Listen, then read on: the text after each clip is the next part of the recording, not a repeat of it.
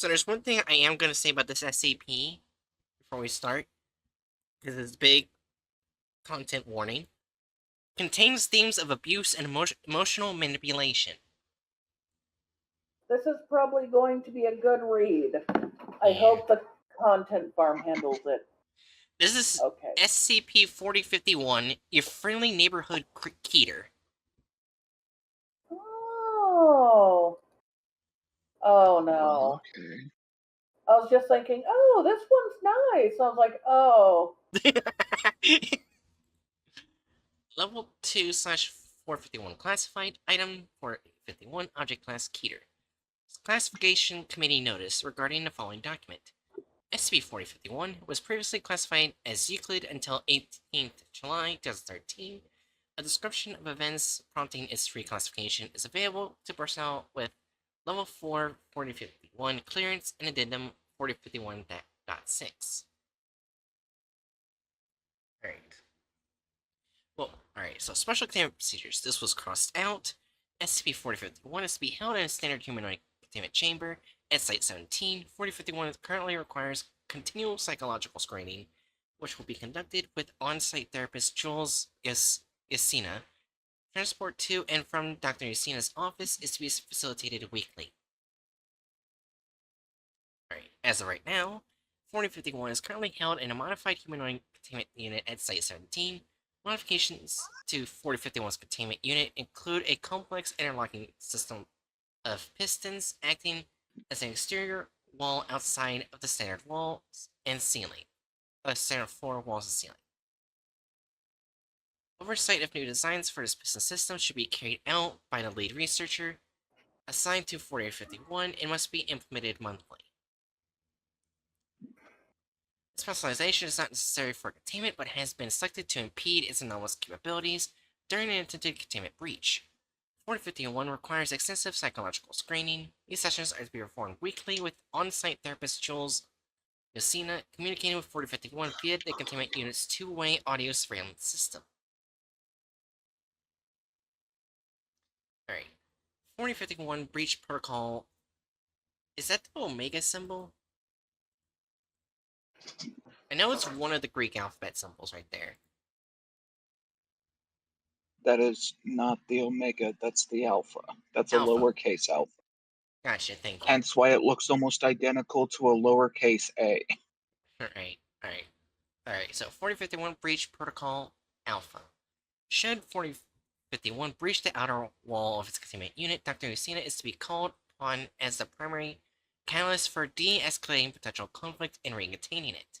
If Dr. Usina is unable to de-escalate the breach due to unforeseen complications, on-site containment teams are to use standard range incapacitation engagement tactics. Note that if 4051 becomes cognizant of the assault team, the strike is to be aborted and the team immediately redeployed. Right. Alright. Description. SCP-4051 is a male humanoid which can create temporary Class E wormholes to extra-dimensional spaces populated by a theoretically infinite number of a unique item. Okay then.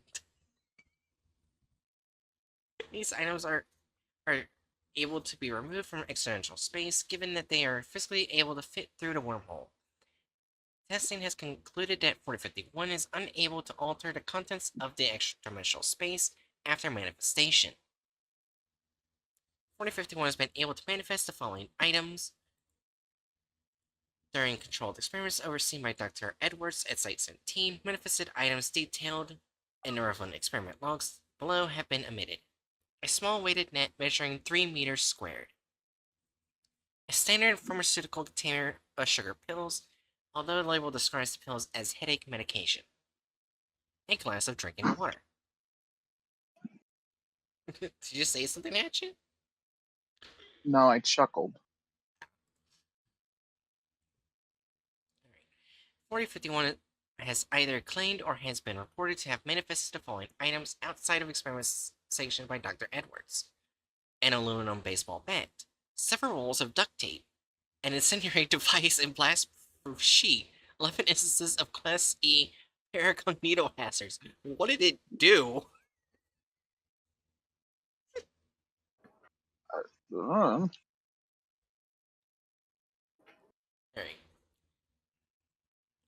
So this was removed. SCP-4051 has been allowed to use its anomalous abilities to assist with general repairs of Site-17.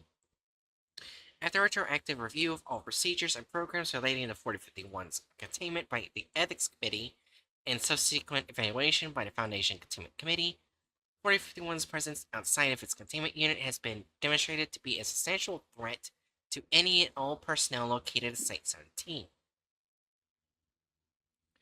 Recovery 4051 was first brought to attention by Foundation operatives in August of 2012, when a video depicting it using its anomalous abilities began to gain significant online attention. The recording depicted 4051 assaulting and detaining several men via its anomalous abilities. Okay, so that's what it did. The video gained over 2 million views before warranting an intervention following multiple testimonies by commenters of similar occurrences. Mobile Task Force Pi 1 City Slickers identified 4051 and performed a successful retrieval and extraction. Relevant materials or reports. Interview -1.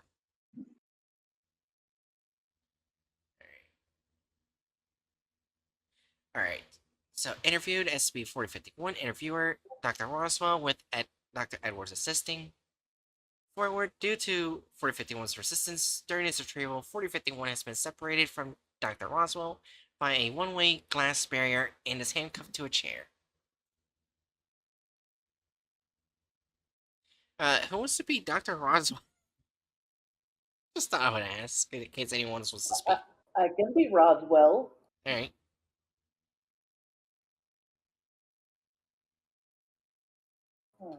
Alright.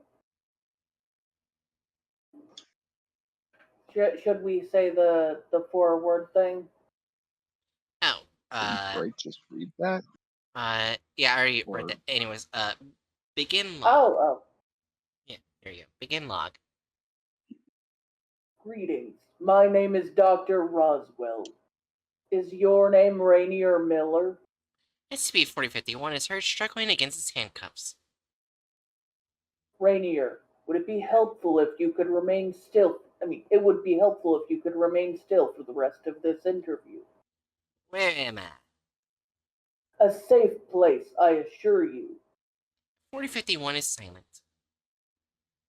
Please, explain your anomalous capabilities to us. Are you government guys? Sigh. I can make things appear out of thin air. Anything you want? Kind of, only small objects, I think. I mostly use it to help people. You're referring to your vigilantism. Yeah, it was used to be carjackings and thefts and stuff, but recently I've gotten involved with this group called the Lumen Shadow. They're stealing money for something, so I have to do nightly patrols. I tried contacting the police, but I'm pretty sure they've been bought out. Actually, wait, could you guys do anything about it? I'll send a request.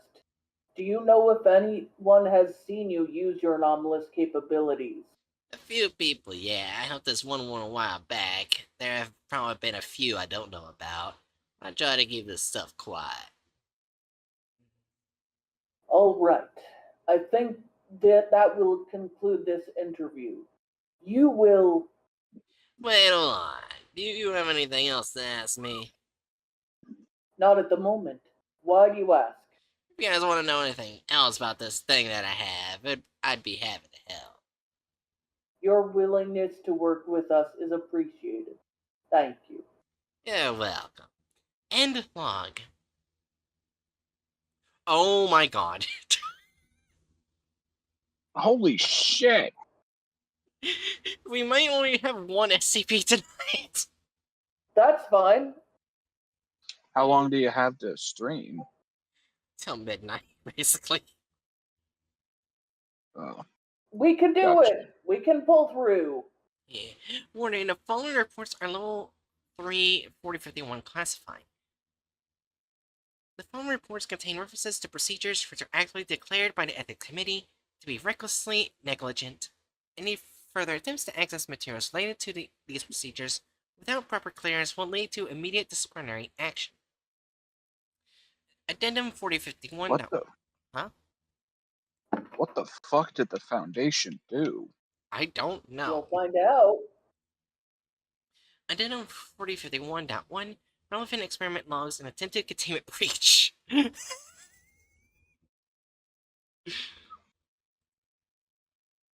Experiment 4051-E-1. Name Dr. Roswell, Dr. Edwards assisting. Date August 15th, 2012. Procedure 4051 is to be asked to manifest several items by Dr. Roswell. A 3 centimeter 3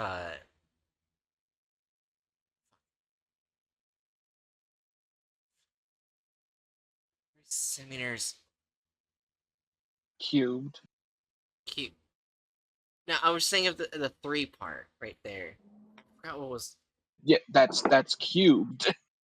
Oh, Yeah, 3 it's centimeters cube. cube. Wait, But 3 centimeters cube of lead? Yes, Oh, because the centimeters cubed is the measurement, oh, and it's in a cube. got it. An object of 4051's choice and a container of bleach. Results: 4051 produced the cube after some hesitation. Requests for an object of his choice resulted in 4051 removing a framed picture of its mother. 4051 expressed discomfort at being requested to remove the bleach, but complied without incident. Afterward, 4051 was escorted back to his containment unit and reportedly asked how long it would need to test its anomalous abilities. Site staff were informed that they ought to avoid the question if possible for the continuation of 4051's compliance. Note, seems like it needs to have a clear mental image before it can manifest anything.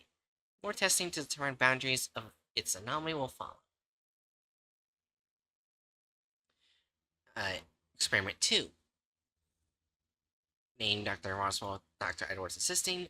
Date August 16, 2012. Procedure 4051 is asked to manifest a copy of Leo Tolstoy's War and Peace and a functioning mobile phone. Results: a produced copy of Tolstoy's novel displayed the English words War and Peace written in large font on a black cover. Most pages of the books contain redundant gibberish tangentially related to war, and 4051 confessed that it was unfamiliar with the contents of the novel. The mobile phone that was manifested appeared to be unremarkable until attempts were made to operate it, and it was revealed to be completely hollow.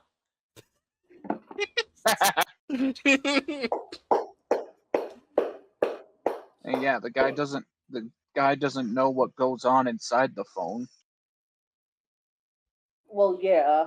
Yeah. Alright. Afterward, as SCP-4051 was being escorted back to its containment unit and asked repeatedly how its family was, and if it could have any company as it waited for the next test. All questions were ignored by the escort team. I can start to see why Ethics Committee wasn't happy about this. Yeah.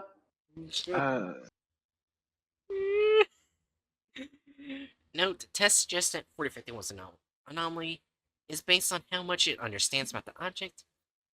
Next test should have 4051 manifest something non-existent. What? Alright. Experiment 3.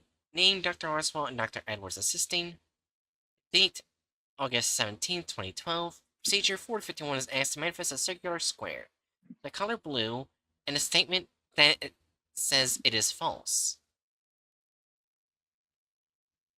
Results: 4051 responded aggressively to the request. Dr. Roswell attempted to negotiate with 4051 to complete the test, and 4051 manifested all specific items in rapid succession, creating multiple paracognito hazards and a sheet of blue construction paper. Multiple cognito hazards and construction paper. It's the color blue. Yeah. I'm not exactly shocked. I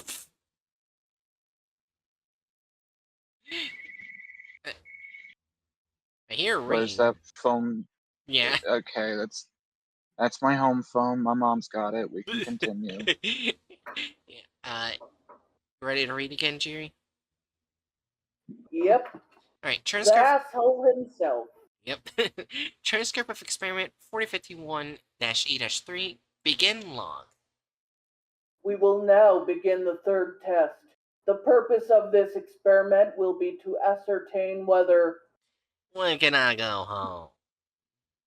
you may return home when the Foundation determines that it no longer requires your ability for research purposes. After this test, provided no new developments occur, we will begin to investigate how your anomaly functions on a scientific level. Are you sure? The men took me back to my cell once. I am certain the experiment will now. Please, I need to see my family. Is there any way I can talk to them? They don't even know what happened to me. Your mother has been informed that you are engaging in a school-sanctioned college visit. Unfortunately, we cannot allow communication once. 4051 begins to pace the testing room. I'm not doing any more of these experiments until my mother knows what happened to me. I can communicate your wishes to my superiors as soon as this test is completed. Yeah, okay, good. Do that. The requested items are a circular square, the color blue, and a statement that says it's false. A look of confusion passes over 4051's face before it rapidly manifests all three detrimental effects on the cognitive abilities of anyone directly observing the objects exhibited themselves immediately. 4051 was immediately incapacitated by attending security personnel and returned to his containment unit. End log. Afterward, 4051 was returned to its containment unit and testing chamber was sanitized for ritual paradoxical contamination as per standard Paragon hazard protocol. Oh fuck, what Greek letter is that? That one I don't know. It's a trident. I could look up the Greek letters. You said I'll Greek, look right? it up. Or is it Roman? It would be Greek. Yeah. Also, Zandru says that tasted purple. The doctor, probably. That is. Oh my God, computer! Please stop being a slow bastard. No. That is Psi. Oh, Psi. Protocol Psi 3. You good? What the fuck? You good? Oh, I'm talking to Spood. They said I'm back, and I said welcome home. We just heard a scream. That's all we heard. It sounded like a rooster yelling. Oh, hush up. Yep, Bright got her internet working early, so we are doing stream. Yeah. Actually, Psi. Yeah. Alright. Note 4051 can manifest non-existent objects. Apparently, due to the effects of this experiment, Dr. Roswell, it is unlikely testing of this nature will continue. Additionally, 4051's non-compliance may prove to be an issue. I'll send in a request for a pediatric specialist and admit this could be monumental for our understanding on how gateways to other dimensions are formed, and it's a shame to have 4051 just be another anomaly we need to keep locked in a box. Just imagine how helpful it would be if we could just use it to patch up the facility. Yeah, I'll send that request now. Dr. Edwards. Dr. Edwards does not agree with Dr. Roswell. Yep. Dr. Roswell's like, I think we need to get, like, we'll help you get him, I'll try to help get you out. And Dr. Edwards like, we need him. Yeah. We need to hold on to him. Alright. Incident report 4051-1. Forward, the following incident report describes 4051's attempt to breach containment. Is that coming through on everyone else's end, or is it just mine? What's going on? What? Is Bright really roboty for anyone else? No. Oh, then Yeah. it must be my internet. I was. Oh. Oh. I Alright. have Oh, generated now my she's curse. robotic. Oh, god damn it. I'll be back. Alright. Hopefully I'm no Welcome longer a back. robot.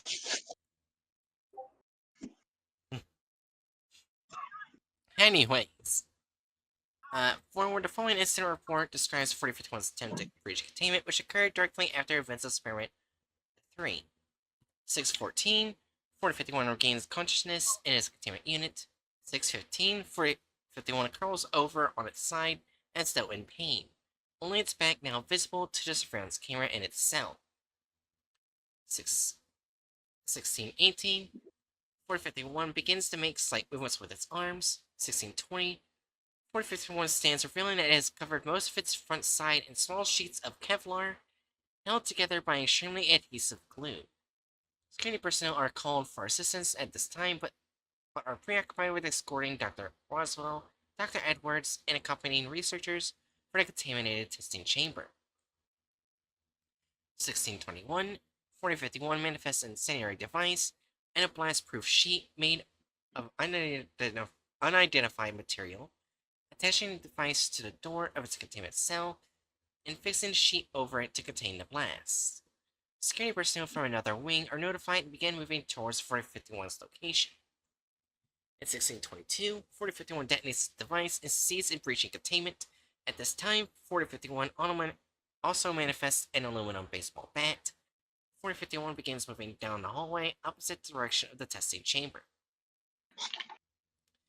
At 1625, security personnel make contact with 4051 as it rounds the corner.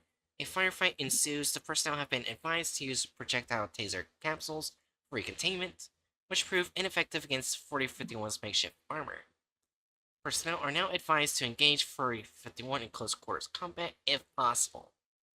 At 1627, two other teams of security personnel converge on 4051's location and successfully incapacitate it.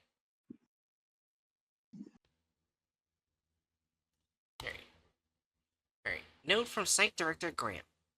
Site 17 personnel. In light of yesterday's containment breach, 4051 has been moved to Enhanced Humanoid Containment Unit. That being said, we conclude that it would be beneficial for Site 17 as a whole to work to better understand 4051's capabilities. Multiple options are being discussed, such as using it to assist in standard repairs and maintenance, but certain influential individuals have also proposed using it to produce more valuable materials. I'd wager that most of you don't have the credential to know how we produce our amnestics, but suffice to say that the procedures range from potentially unethical to extremely dangerous and costly. That's one way of putting it.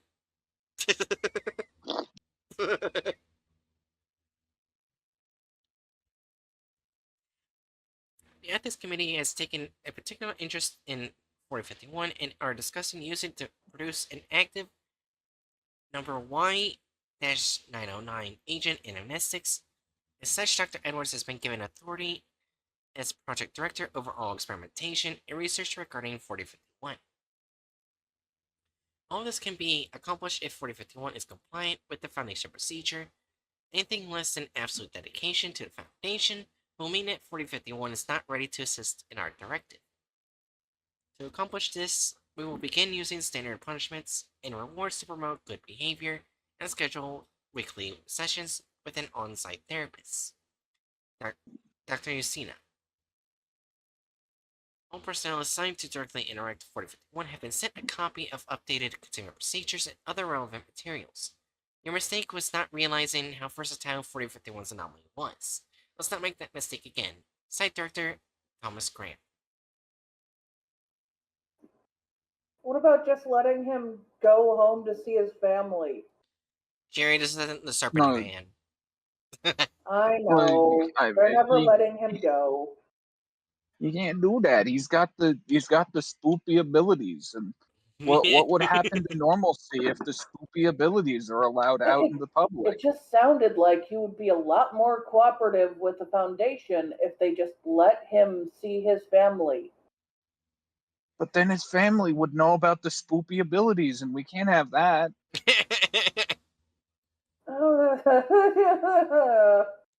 Anyways, What are we supposed to do? Amnesticize the family every time they see? yes. No, we can't do that. Spoopy abilities must remain in the box. Okay, fair enough. If the Foundation was competent.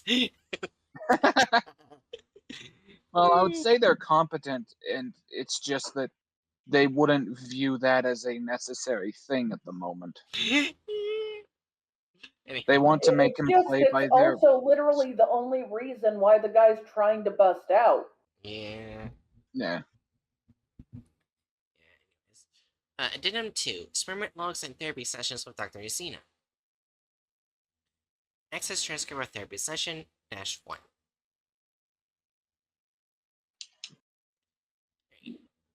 Uh, does someone want to speak as a therapist? What's my best therapist voice?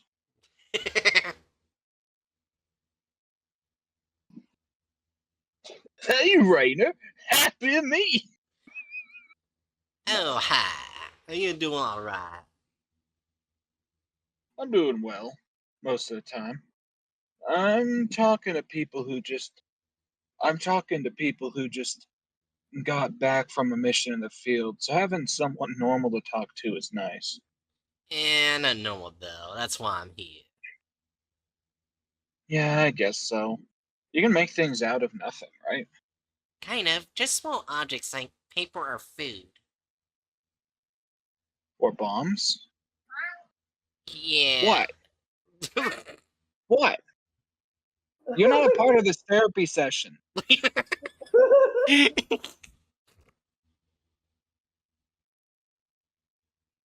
The standard issue therapy Festus. Anyways, Alright, come up here, bro.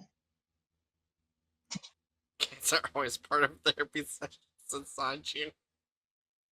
That's true. Back when I still did like telehealth therapy rather than actually going into the office, Festus was a part of every single session. Damn. He is my therapy cat. Now I got my therapy dog over there. He's passed out. he had a very busy day today. Anyways. 40. Alright. Yeah, Dude, it's alright. I get it. Containment can be hard on people.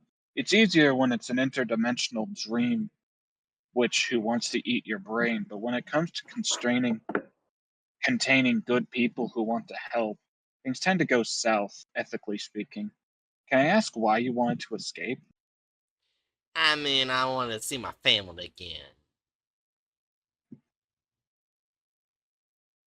There was a note about your mother in your file. I take it you were close? Yeah, but can you keep this off the record?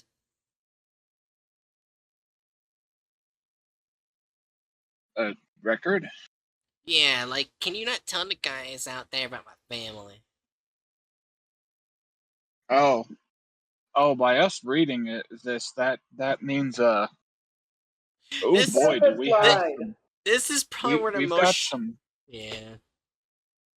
we've got some severe ethics violations right there. This is probably where emotional manipulation comes in. Uh, Oh don't worry, your secret's safe with me. Thank you. no. Oh no. You're welcome. So you and your mother were close? Yeah, goddamn, she was a fantastic woman. Sorry, is a fantastic woman. Dad left when I was 12. We've been supporting each other ever since. Did you miss her? Terribly, I wish it doesn't matter. Okay, Bright. Yeah? When there's an ellipses, you pause. Oh. I'll reread that. So yeah. Terribly. I wish. It doesn't matter. Okay, and that time it sounded like you were half asleep, but whatever, it works better. It works better. It works better than I wish it doesn't matter. What would that statement even mean? Okay. I think it does. Do you want to see her again? Yeah, the weird thing is that I'm honestly not opposed to living in the Foundation. You're not? Not really. I was actually hoping someone would come along who could help me understand my powers.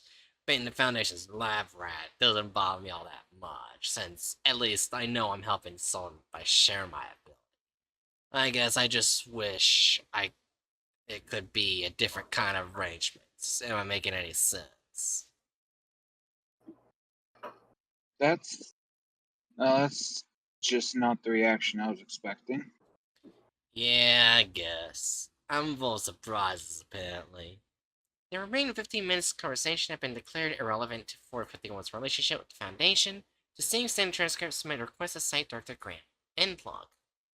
Note, this may be easier than I thought at first. Right now, effort should be made to convince 4051 that the Foundation has its best interests at heart. I'd like to see some modifications to containment unit as well. Too much concrete. Oh, I hate him. Question is him. that Edward? Question is that Edwards or the doctor? Probably Doctor. It's their test log. It's not a test log. Oh, therapy right? log. Therapy log. I mean, what is therapy other than emotional tests? No. That sounds so fun. That's because it is. Alright. Experiment 4. Name Dr. Edwards. Date August 23rd, 2012. Procedure: a D-class subject is to be introduced inside the observation chamber with 451. 451 will be instructed to manifest a small stone, and the D-class subject will attempt to remove the stone from the portal. Results: 451 appeared intimidated by the D-class subject, subject D29543, but did not vocalize any concerns. Dr. Edwards instructed 451 comply with the request, and the subject D29543 was told to touch the edges of the portal before inserting his hand. Subject D29543 made multiple explicit comments and was reminded of the consequences of unruly behavior. Subject D29543 reported that the edges of the portal were solid, then retrieved the stone from the wormhole. Note: thank God we're getting somewhere again. It seems like 4051 is only anomalous in that it can manifest the wormhole. Theoretically, if we could replicate the anomaly, we could cut out the middleman of getting it to work with us. Since we already have sufficient data on the wormhole itself, I'll try to determine how to use its anomaly, brain scans, analyzing nerves in its arm, that kind of thing. Oh my god. This is not gonna go well. Yeah. Also, they didn't think to I don't know, screen to get a less resistant D class when experimenting with a non-harmful SCP. They didn't think, oh, maybe we should double check that this guy's not going to be an abrasive asshole to the guy we're traumatizing. Yeah. But no, I guess that would take I guess that would take a little bit of self-awareness on the part of this site director and site staff. Yeah. Experiment 5. Name Dr. Edwards. Date August 24th, 2012. Procedure: a mechanical arm holding a GPS tracking chip will insert the chip into 4051's portal. 4051 will retrieve the intended object close to the portal and manifest the same object. Staff will determine if a signal from the tracking chip can be established. Results: 4051 comply with all requests and created a wormhole leading to the same frame picture of its mother as manifested in Experiment 1. The chip was inserted and was observed to hang suspended in space on the other side of the portal. When a signal from the chip was received, 4051 removed the picture and allowed the wormhole to close. The signal was lost at this time. 4051 again produced the portal to manifest the picture, and its signal was re-established, but the chip was not observed. It was later confirmed to be approximately 9,500 kilometers from the wormhole. Jesus! Okay. That's valid. I mean, why the hell would you want a tracker on your mom's picture? Yeah. That would be creepy. Note, while not exactly the most interesting results I could have hoped for, I'm not planning on submitting a request for more testing on the subject. Just a small note too, but we compared the picture in Manifest State to the one in Manifest Experiment 1. The more recent one has a few changes. The hairstyle is different and a few moles are missing on her cheeks. Access transcript of therapy session 2. Begin log. The first 15 minutes of the conversation have been declared irrelevant to 451's relationship with the Foundation, but sinks to the transcript submit requests a site director Graham. Oh, I'm starting to hate Director Graham. Okay. So, about the experiment you did today. Oh yeah, it was great. I think they put a GPS chip inside my portal to see if they could relocate it. Did they? Yeah, the first time I closed the portal and reopened it, and the chip was a long way away. Cool. Is that what you were expecting? Not really. I tried testing my powers on my own just to see what I could do. Doing something like that wasn't really feasible, so I'm excited. Okay, you don't have to pause for that long. I'm sorry, I don't know how long the was. Fuck you. Anyways, continue. I can tell. Actually, wait, do you have any requests for testing? I seriously doubt you can tell Dr. Edwards what I want him to do, and he'll follow through. Hey, I mean, it's unprofessional, but I want you to feel valued.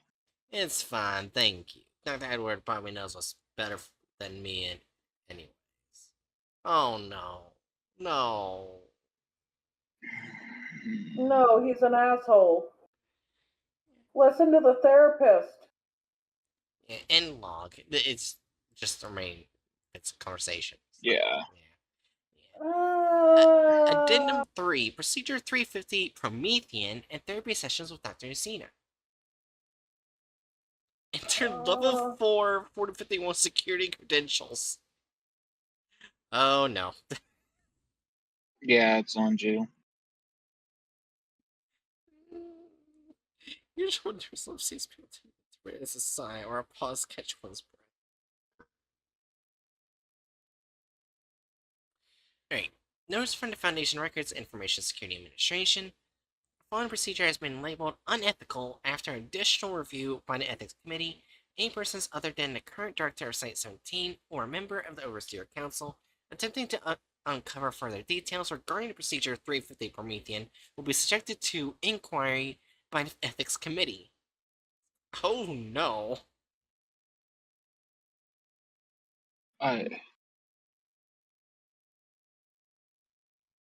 What did they So do?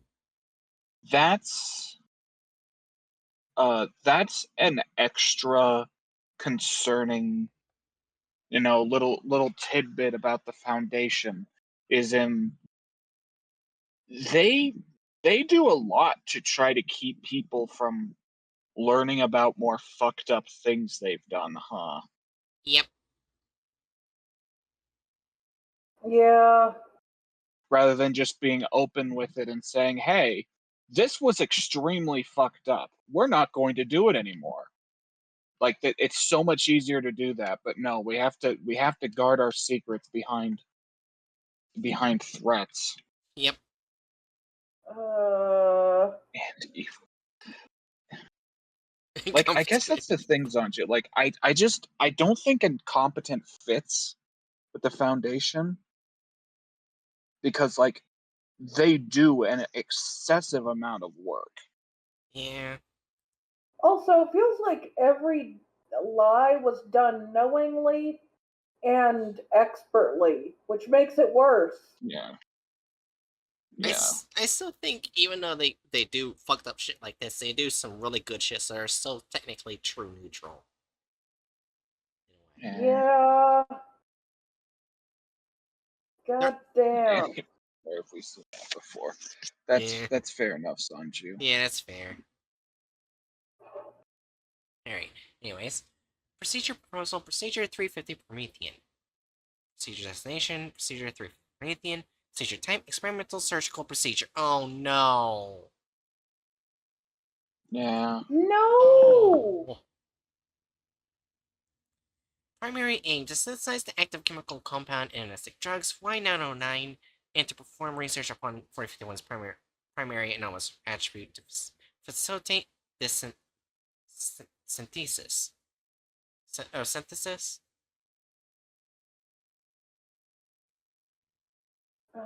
Yeah. Alright. Required materials data expunged. Required funding redacted. Well, okay. Involved persons. Dr. Edwards, Dr. Redacted, data expunged, 4051.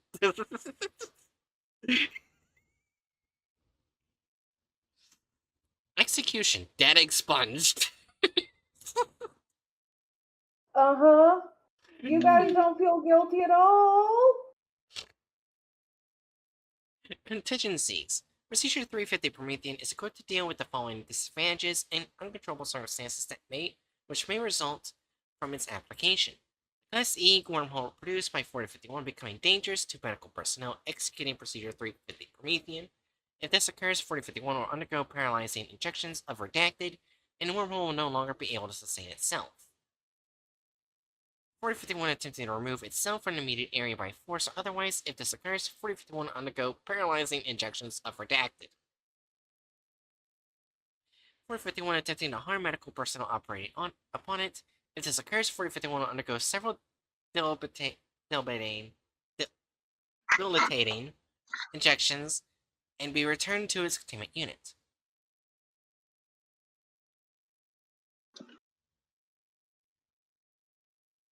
Transfer procedure lead. Oh no, the ethics committee liaison. Oh no. They weren't happy. Alright, who wants to speak as the asshole? You mean Dr. Edwards? I'll be the Yeah. asshole. Haven't you been being Dr. Edwards? Was I? Me? No.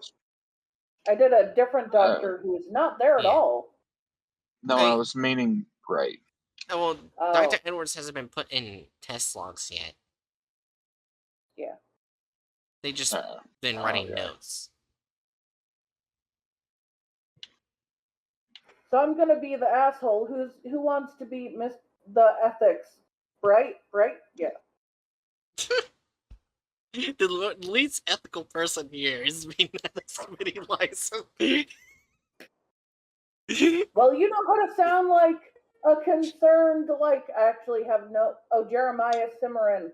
You know how to sound like a concerned guy, right? Yeah, also it's Sumerian. Oh, Sumerian. Yeah.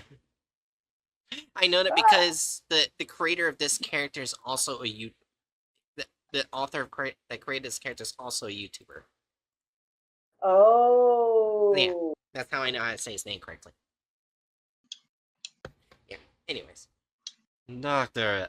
David Edwards, do you confirm that you are the person whose identifying information is listed on the document before you? I do. Do you confirm that you are currently of sound mind and body and are capable of becoming the procedure lead of Procedure 350 Promethean? I do. Do you understand that any actions taken by you which are considered unethical and not specified by the agreed upon conditions of this procedure will result in your immediate removal from this project? I do. Do you understand that your brother, Dr. Anthony Roswell, has been permanently injured by an anomalous object which is intimately involved in the procedure you're about to lead? Yes. Oh no. I guess he continued to not listen to Roswell, and Roswell continued to go along with things because that's what they do in the Foundation. And Yeah. well, sorry, Roswell.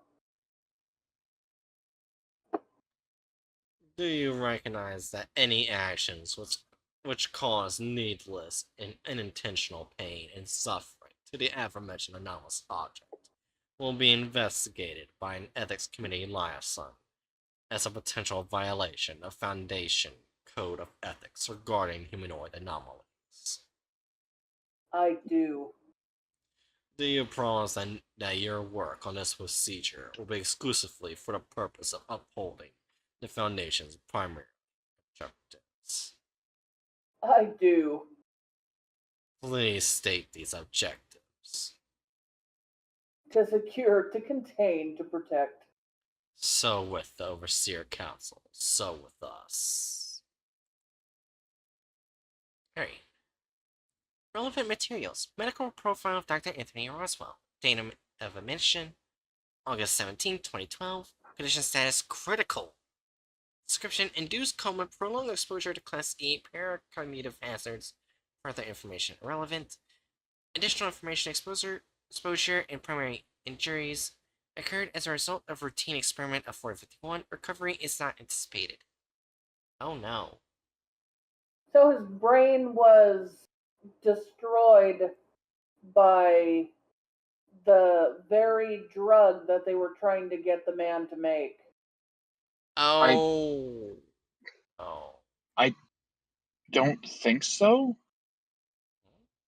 I think that's like a result from the earlier experiment that like had him Yeah. create multiple contradictory Mm-hmm. Oh, let me just look up concepts. Class E paracognitive hazards. Yeah. I saw experiment 7 and oh boy. Experiment 7. Okay.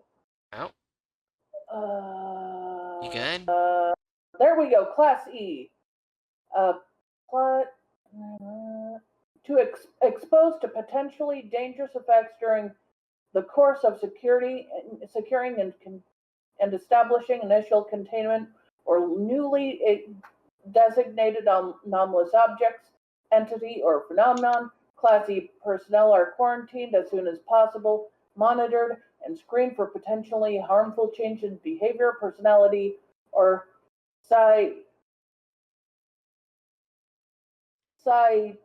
what the hell?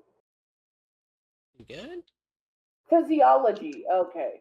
And may only return to duty after being fully debriefed and cleared by psychiatrics and medical staff. Okay. Alright. Yeah. Now for experiment 7, where it starts going to shit.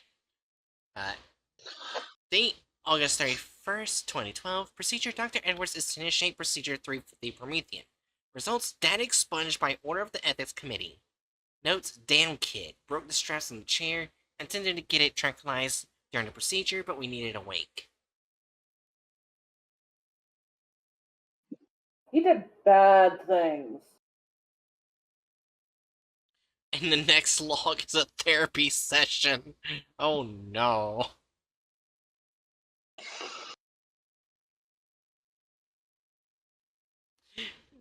Script of therapy session number 3. Begin log. Hey, Rainer. Hey, Miss Yasina. Oh, this has been. I guess It's fair. I think she's they the they only went. woman in the thing so Yeah. far. Mm. And the only nice person that's not the SCP. Call me Jane. I. Okay. Hey, Miss Jane. close enough. You doing okay? Not really, but it's my fault. What happened? I talked back to a guard and they took away the desk in my room that you gave me. People get scared of what they don't understand. I don't think it's that. You work with stuff you don't understand all the time. It's your job to not get scared of it. Well, do you want me to try to get it back for you? No, I'm trying to be better. Besides, it's just a desk. I'll get it back. I mean, 15 minutes was quite irrelevant. End log. Note, the hell am I supposed to do? Edwards has been telling me Rainer's been getting resentful, but I'm not seeing that in our conversations. He still seems like the same sweet kid as before. Also, I think I should be reading the notes. Oh, sorry.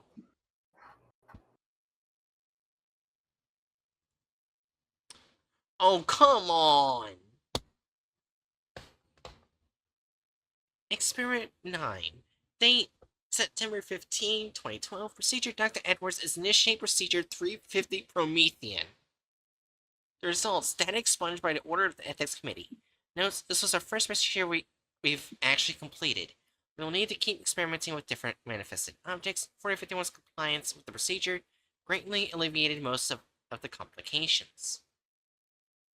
Oh my god. I hate him. I Yep. hate him so much. Alright. Transcript of therapy session 4. Begin log. The first 15 minutes of conversation declared irrelevant.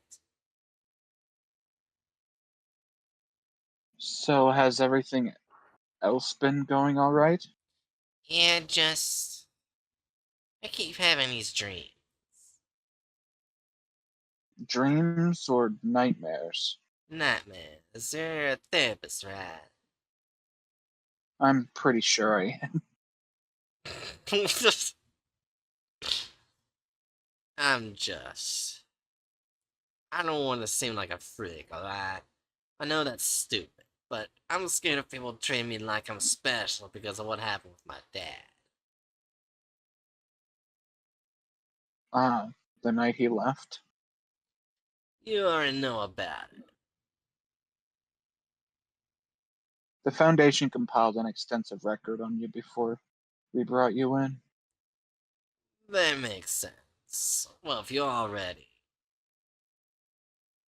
No, please, if you want to share your own experience with me, I'll be more valuable than any police report. When I was locked in that closet, I felt so awful, okay? I could hear him getting the bleach from the kitchen. Oh no. But I couldn't break down the damn door no matter how hard I tried.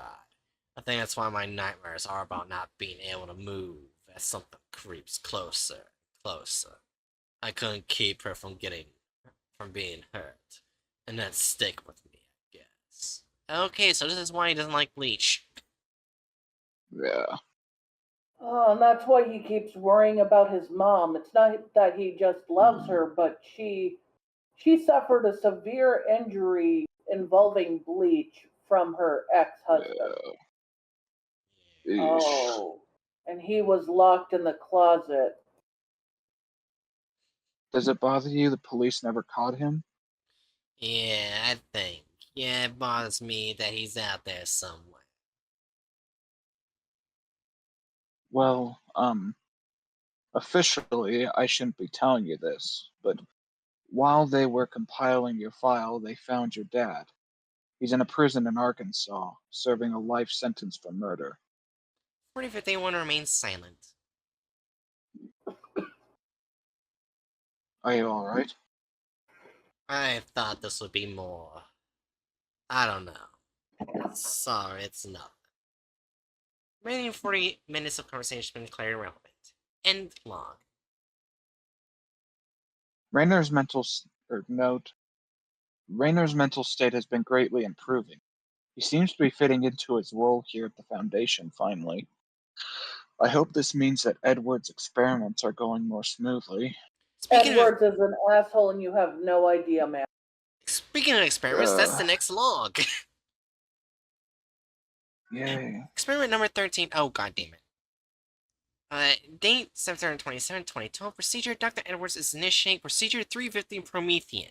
Results data expunged by order of the Ethics Committee. Proposal denied. Notes. He didn't even remember Anthony. He didn't even recognize his name at all. Why am I assigned to this redacted? What did he say? What the fuck did he say? I don't like that. Anyways, Experiment 14. Date October 2nd, 2012. Procedure Dr. Edwards initiate Procedure 350 Promethean. God damn it. Results data expunged by order of the Ethics Committee. Afterward, 4051 requested information regarding Dr. Roswell. The request was immediately denied, as knowledge of Dr. Roswell's condition will most likely affect SCP-4051's pre-existing mental health issues, which have been redacted. Notes. They can't tell him the only doctor that was nice to him, that's not the therapist, can't fucking wake up. Yeah.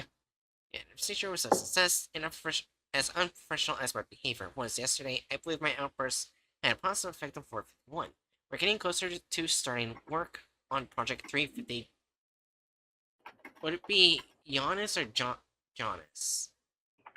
I believe it'd be Jonas. Jonas, got it. Alright. Or Janice. Janice, got it. Alright. Transcript of therapy session number 5.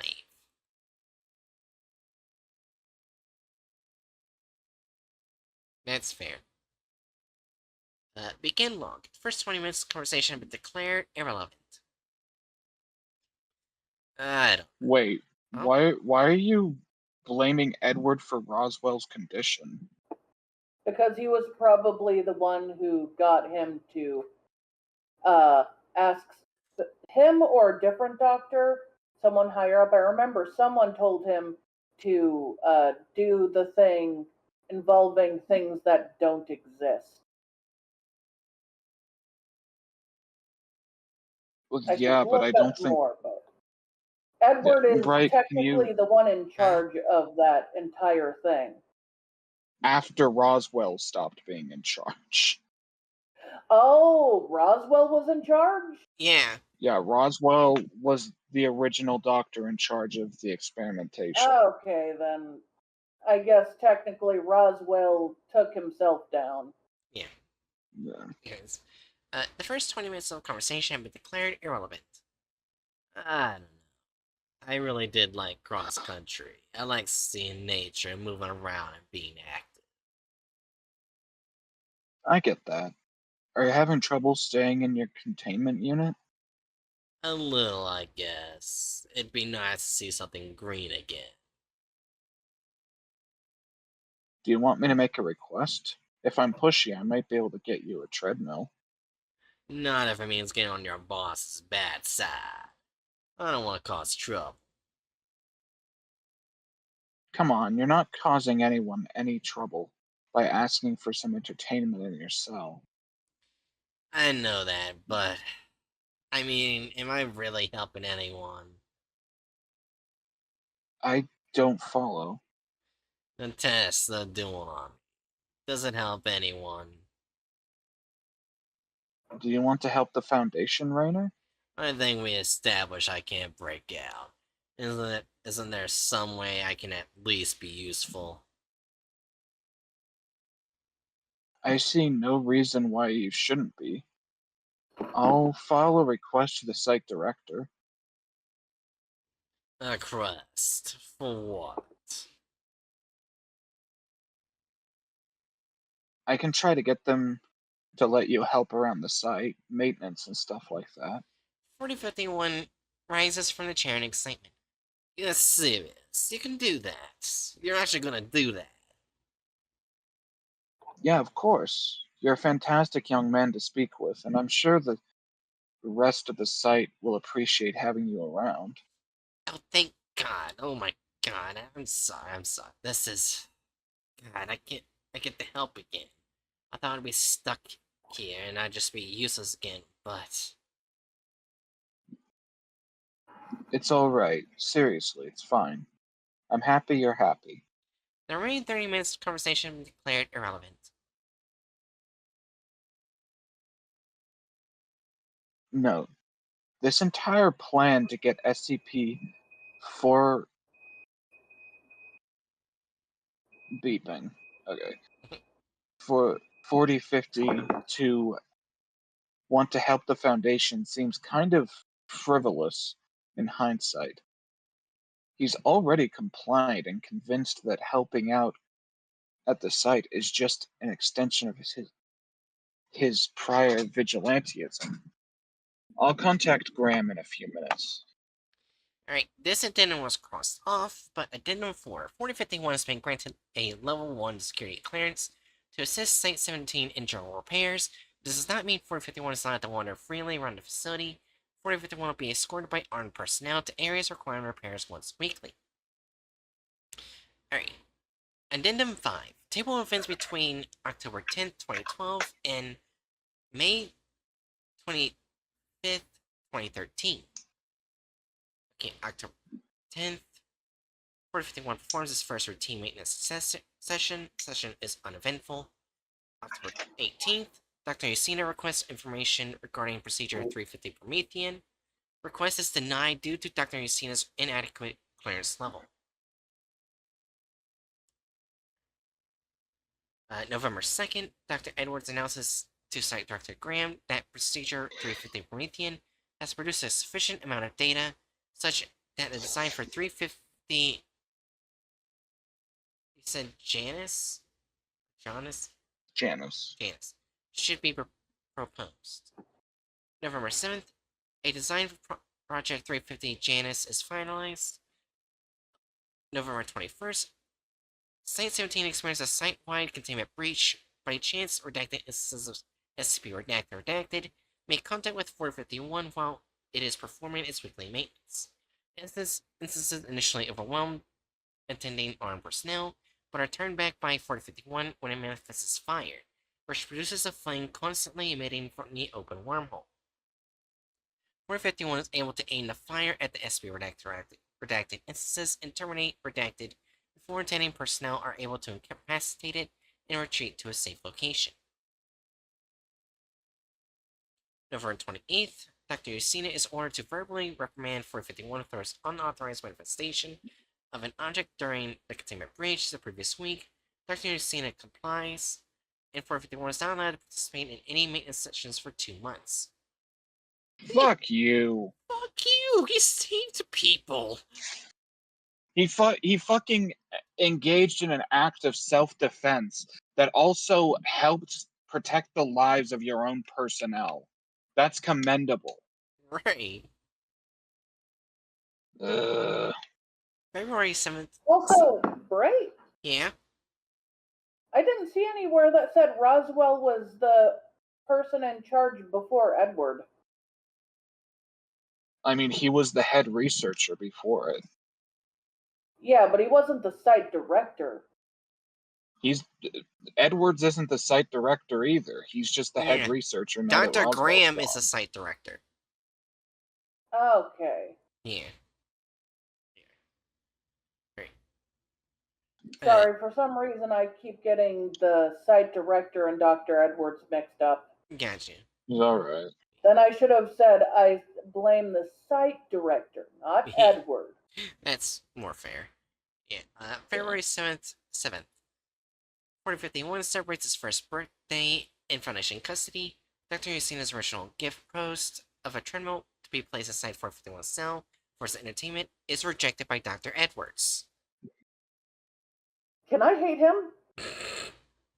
Well, I mean, yeah. I think we all hate Dr. Edwards. Yeah, Dr. Yusina's following proposal, a portable chess set, is accepted.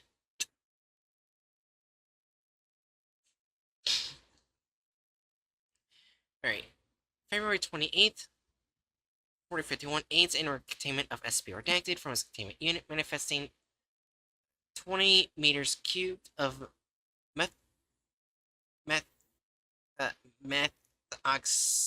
oxyfluorine and incapacitating it.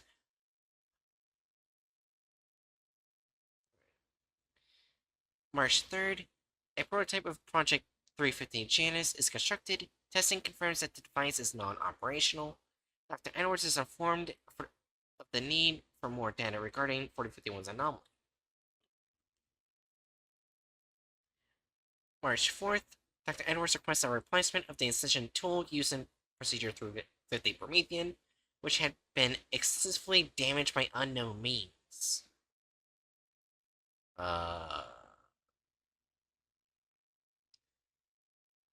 April 10th, Project 350 Janus continues to produce redacted instead of the requested object. Dr. Edwards is given full control over the project to ensure its success. April 12th, my birthday. Dr. Yasina requests a review by the Ethics Committee regarding Procedure 350 Promethean. The request is denied! That's not sketchy at all. April 27th, during a standard weekly maintenance session, 4051 is hurt by a falling lead beam. Attending personnel requests medical attention, and 4051 asks permission to manifest various bandages for its wound. The request is granted. May 16th, Dr. Yasina requests access to 4051's medical file and is reminded of her inadequate clearance level. The request is denied.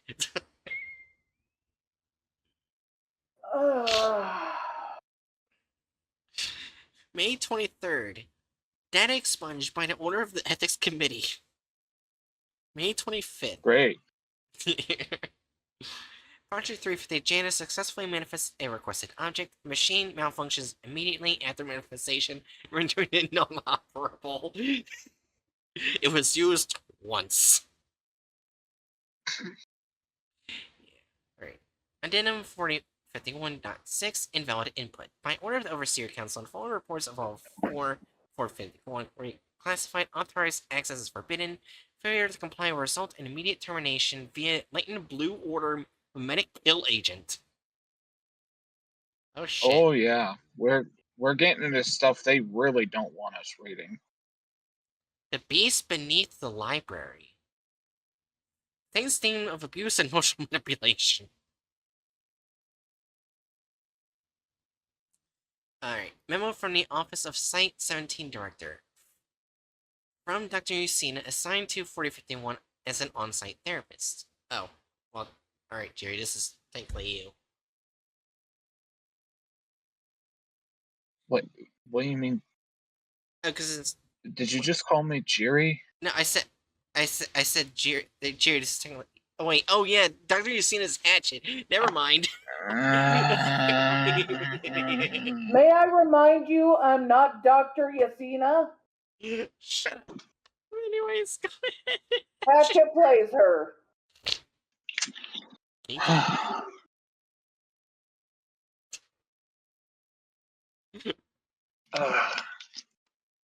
Okay.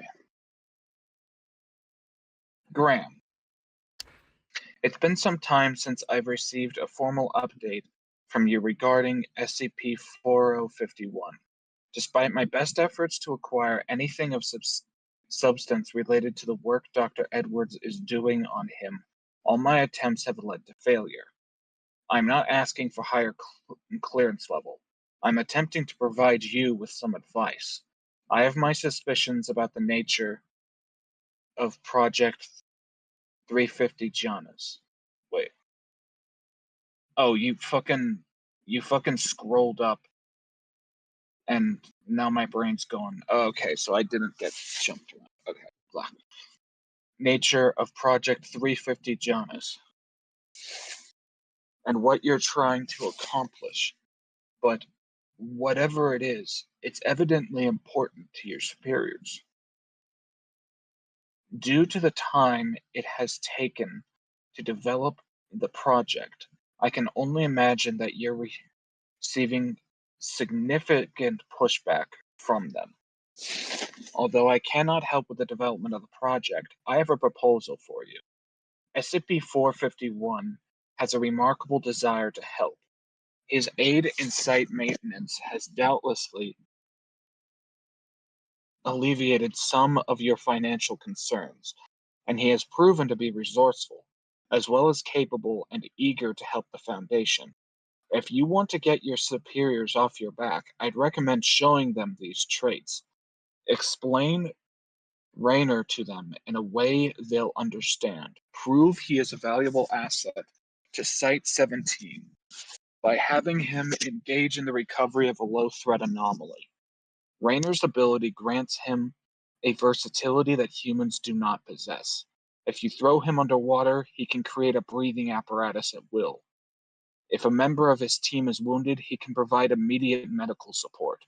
I want to be clear here.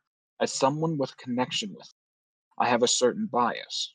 I want him to be freer, happier, but consider the idea that allowing him to support the Foundation in a more active role will be advantageous to you, the Foundation at large, and the people giving Dr. Edwards the money he needs to continue his experimentation.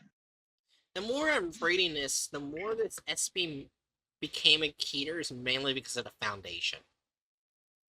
Yeah. Oh. Okay, this is Oh! different. Ooh. Oh. Joint MTF retrieval P7-S3 on July 18, 2013 at 1500. Free mission report. A 6-person team comprised of 4 members of MTF Psi 7 Home Improvement, 1 member of MTF Sigma 3 Bibliographers, and 4051 will investigate the site of confirmed anomalous activity, a building located in Chicago, Illinois. Building has 2 underground sublevels and suspected of being an abandoned nexus for interdimensional travel. A Class S slow burn amnestic has been administered to 4051. Use in situations where operatives without sufficient clearance require knowledge of classified materials for a period of time. Administration of an amnestic after such a period may not be possible. A drug administered to 451 was designed to activate after 2 hours, in which time all memories between administration and activation would be forgotten. He has been supplied with a standard exploration gear and a gun loaded with rubber bullets. 4051 has been granted limited membership of MTF Psi 7 for the ease of documentation and will refer to as Psi P7 Raynor. Oh, there's a bunch of people. Oh no.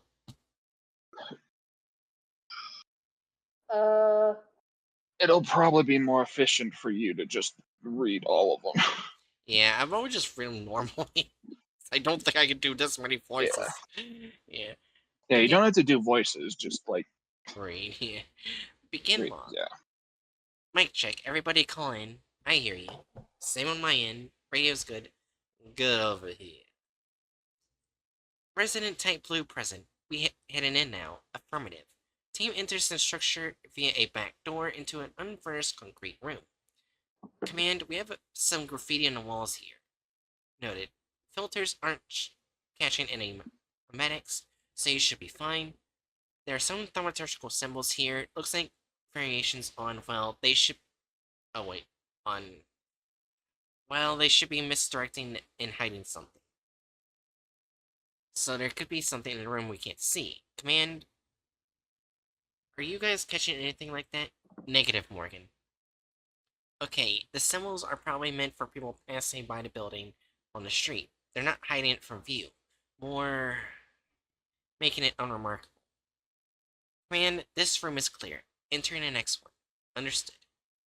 Team enters the adjacent room. The room has more garbage on the floor than last. Morgan, anything different from the graffiti here? Not that I can see. More rooms to misdirect the unsuspecting. Team searches the items on the floor for 2 minutes. The room seems clear. Our anomaly should be on another floor. Hey, I read the final report, but what exactly are we supposed to be looking for? The reports we got suggested this place has some extra-dimensional abnormality. We'll be getting close to the symbols on the walls, start changing. Alright, team. Moving out now. Morgan, let us know if you see anything. Team enters the stairwell and begins traveling downwards. Morgan pauses. New symbols. The one up ahead has a serif that imbues it with the power to harm, meaning the people who are using this building didn't want the uninvited to enter, so they set up defensive mechanisms on the walls to discourage non-magic users. Let's see, there should be some prerequisite. Right, that one up ahead means potential. That's what the hand calls magical capability, right? Wait, the hand? Wait, are they attacking the serpent's hand? Mm.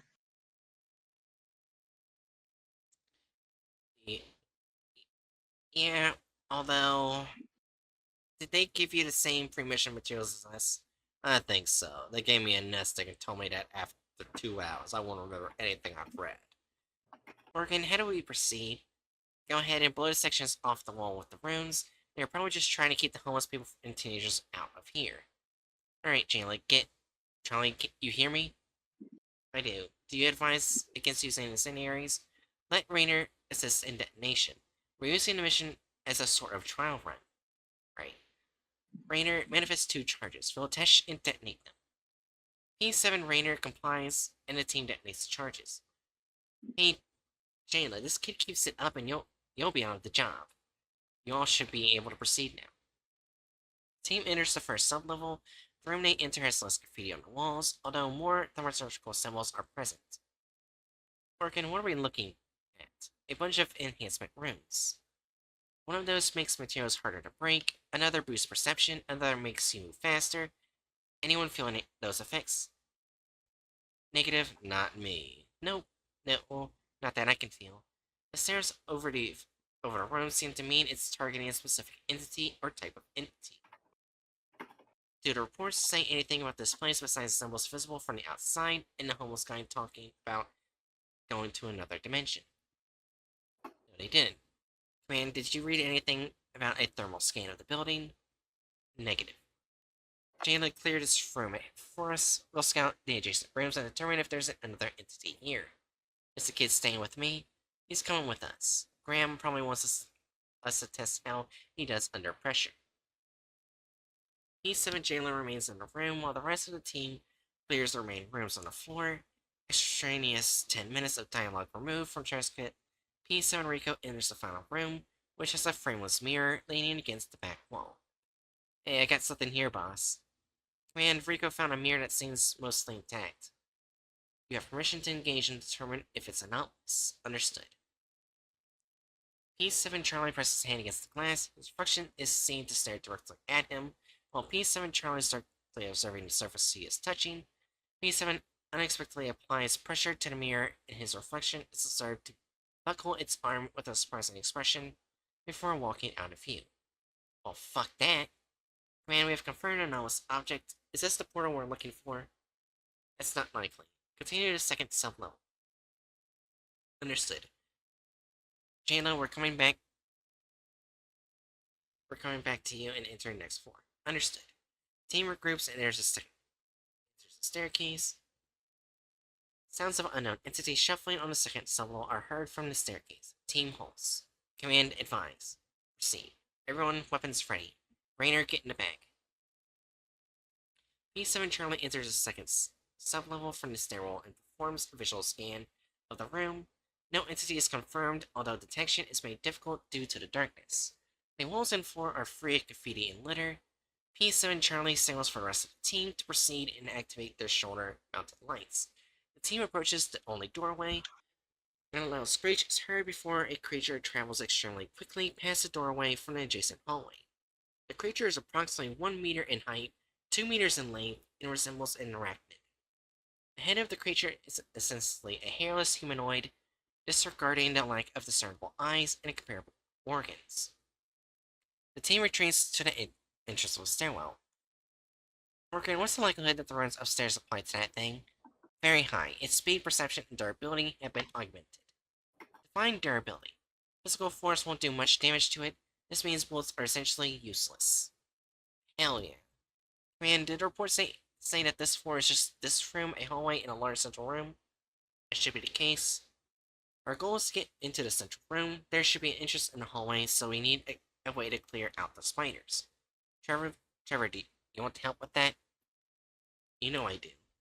The team enters the hallway with Pisa and Rico observing the south end of the hallway for hostile entities. while P7 Charlie observes the north end. Turns to the east are visible in both directions at the ends of the hallway. The team proceeds to the north for approximately 5 meters before P7 Rico sights on Entity, turns into an eastern hall, and proceeding towards them. Trevor, we got one in my direction, coming in fast. P7 turns toward the Entity and uses his flamethrower. The Entity is engulfed in flame and emits a loud shriek before the flames abate, revealing its charred corpse. Several shrieks are also heard from elsewhere in the building, along with rapid shuffling converging on the team's location. Shit, Trevor, cover that end, we'll slow ours down with bullets. Rainer, use your flamethrower and cover us on this end while we move down the hallway. Understood. The team moves north and is met with resistance by the entities. 3 approach from the south towards P7 Trevor and are promptly dispatched. 2 approach from the north and are incapacitated by P7 Rainer. After P7 Charlie, Jayla, and S3 Morgan deter the entities with conventional firearms. The team turns to the corner and dispatch 5 more entities before coming to an entrance to the central room. The walls of the room are covered in thaumaturgical symbols, and a large circular pattern of an unidentified red liquid is present on the floor. Shit, did we kill them all? I was just starting to have some fun. Forever quiet. P7 Charlie's shoulder-mounted light illuminates a child huddled in a corner of the room. It appears to be female and clothed in a thin white dress. Shit. Charlie, did that report mention anything about occult activity in this building? Negative. May I approach? Go ahead. P7 Jayla switches off her shoulder-mounted light and approaches the child, lowering herself to be eye with it. The child appears to have various injuries and cuts on his arms and legs. Hey, are you alright? The child does not respond, but raises his head to look at P7 Jayla. Do you know how you got here? I was in a library. Oh, where? A faraway place, and yet so close. Charlie, just a reminder that this is definitely some demon shit. I was cast out, kept a prisoner from knowledge, left to lurk in the darkened places beneath those holy shelves. Child begins to stand, but it is stopped by P7 Jayla when she aims her firearm at the child's forehead. I wouldn't do that for you, sweetie. You cannot harm me more than they did. Even if your bullets could pierce me, it would be nothing compared to the agony I felt underneath the stone. Jayla, take the shot. P7 Jayla fires a single shot at the child's forehead. It stumbles back before emitting a screech, and its body begins to be disfigured as it transforms into an arachnid, similar to the entities encountered previously. Its new form measures roughly 5 meters in length and height.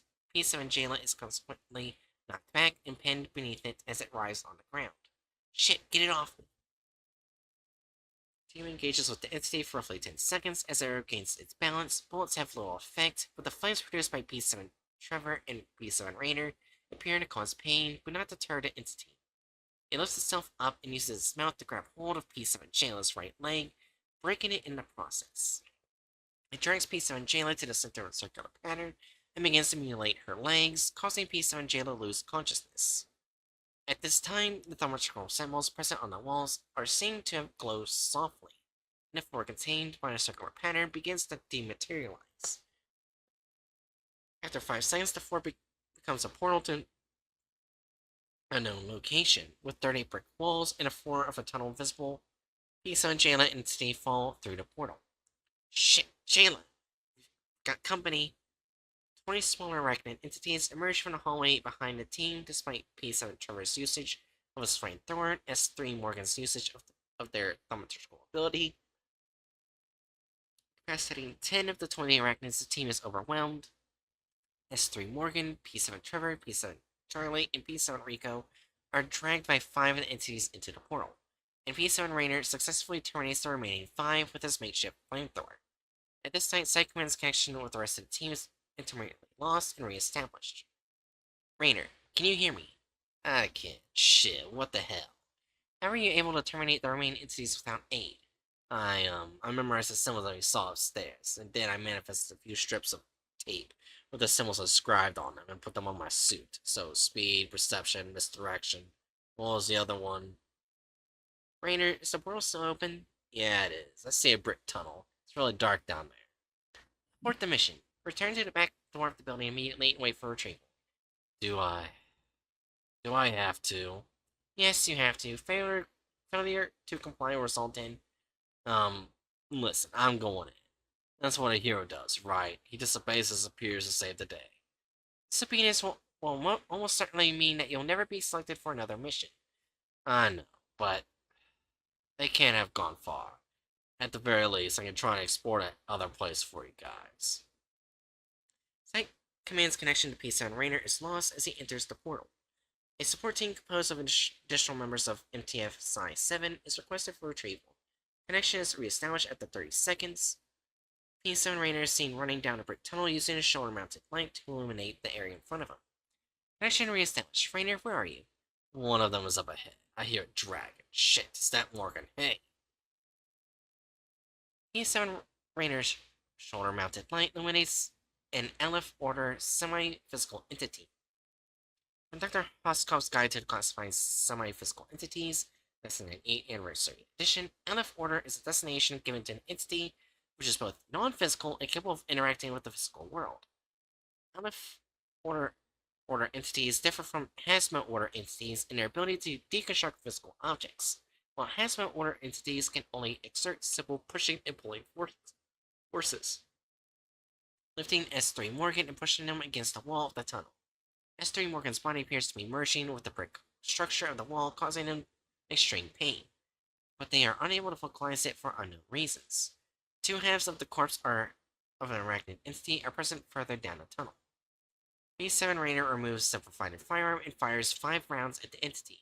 None of the bullets appear to strike the entity, although 3 pass through space it occupies. The entity turns its head from S3 Morgan and approaches P7 Rainer, leaving S3 Morgan suspended inside the wall. P7 Rainer manifests fire and aims the flamethrower towards the entity, who does not appear burned but recoils regardless. Its form appears to be disrupted by the light from the flames. Morgan, close your eyes. S3 Morgan is unable to respond but shuts their eyes, turning her head away from P7 Rainer. P7 Rainer manifests another object, creating a bright flash in the tunnel and temporarily disabling video after the effects of the flash abate. The entity is not observed and is presumed to have either demanifested or been terminated. Video has been reestablished. Command? Morgan, can you extricate yourself from the wall? Fuck no. It's like my arm and the wall are the same thing. Site Command discusses options for S3 Morgan's retrieval as P7 Rainer gives medical attention to the other injuries. Morgan, are you consent to removing the arm entirely? Over what? Waiting for another team to get here? Fuck that. Do you want me to do the procedure? Manifest a laser and test it on an arachnid corpse near you.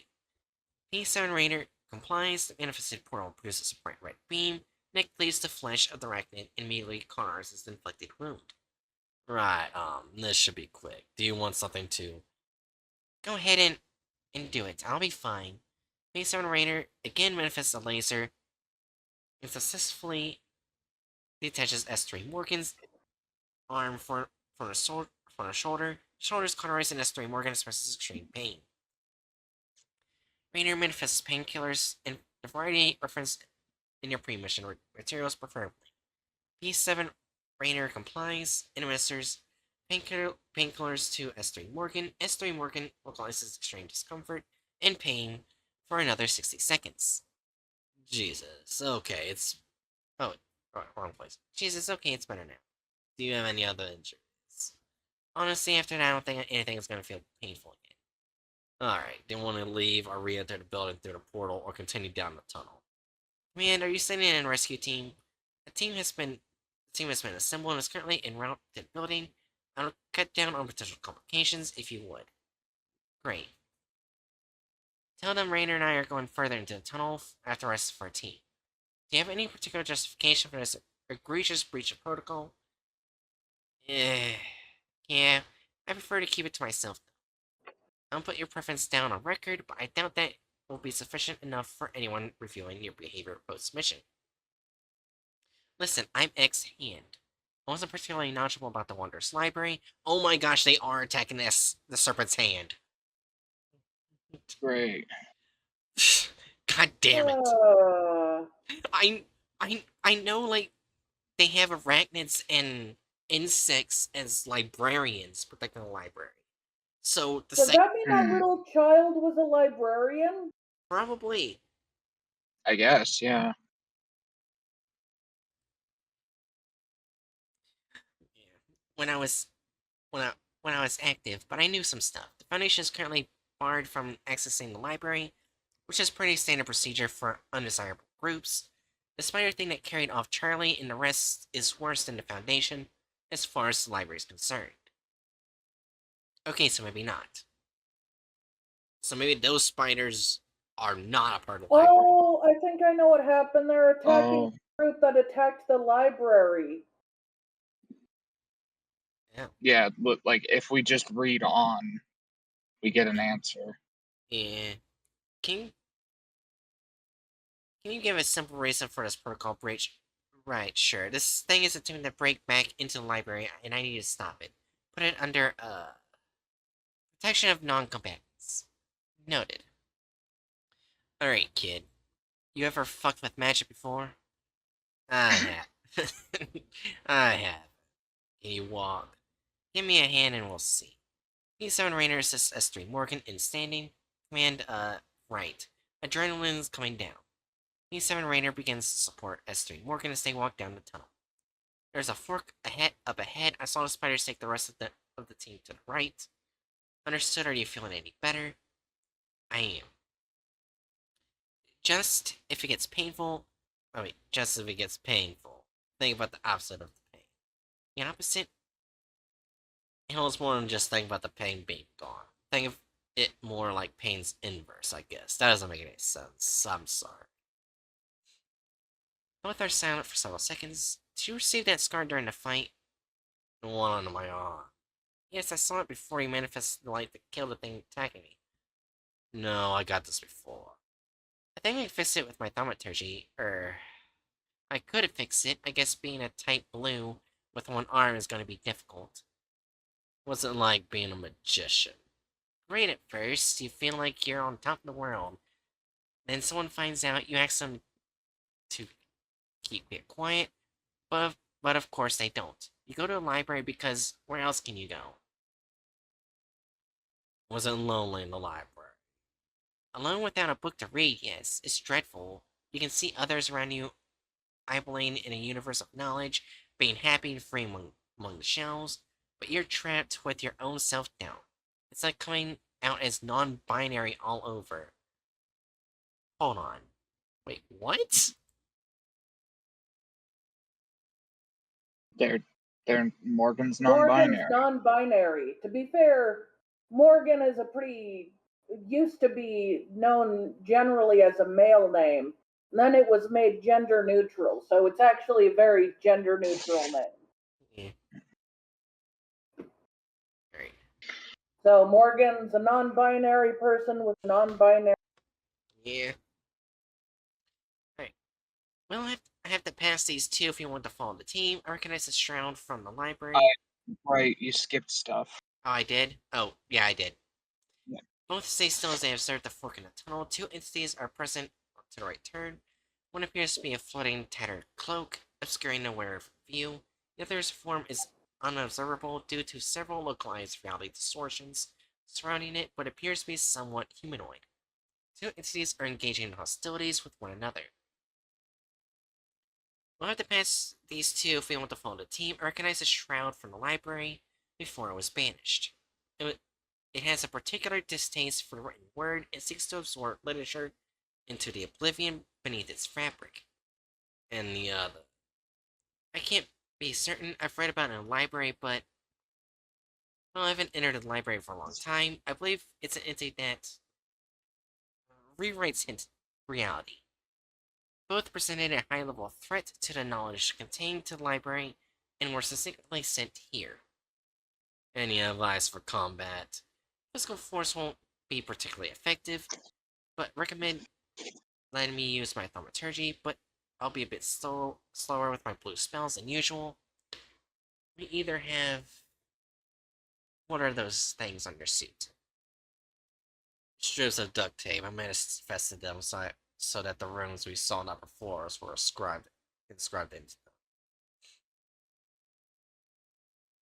It is that bad. It's innovative.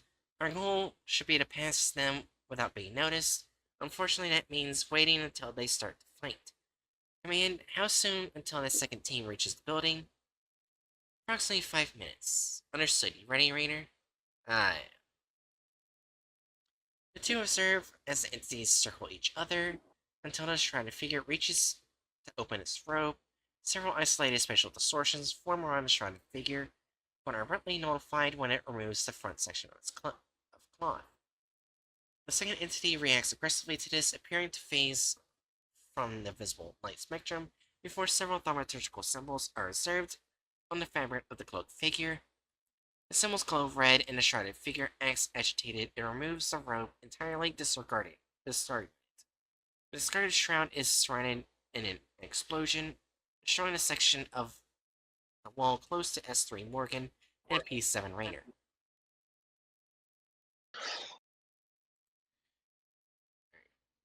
The shroud is about to absorb us. It's about to what?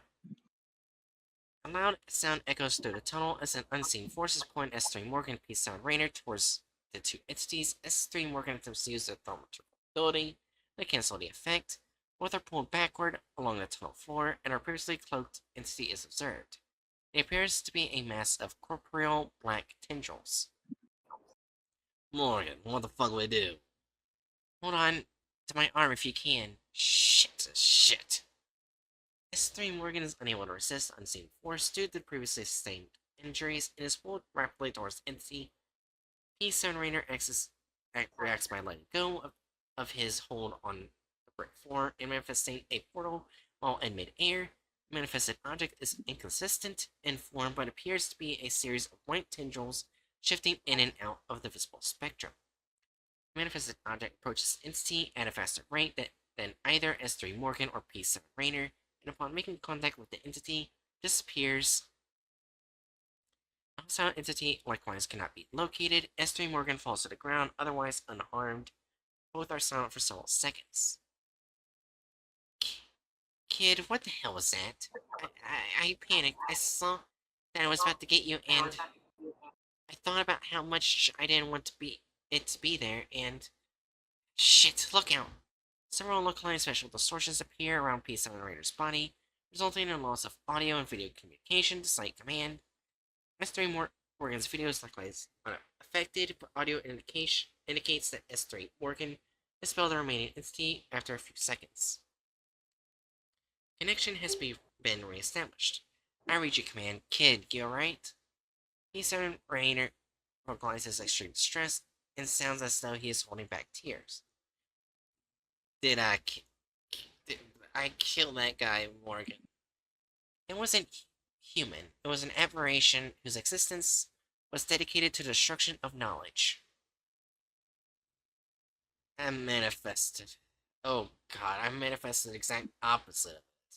In space and matter. It must have cancelled out the real thing, and now they just don't exist. Man, I've changed my mind and I'm aborting the mission, knowing Charlie, he's already managed to kill an arachnid. Denied, Morgan. What? Dr. Edwards is currently viewing the video of the exploration and has made it very clear that the operation should continue. Oh, fuck you! If we ever needed more reasons to hate Edward.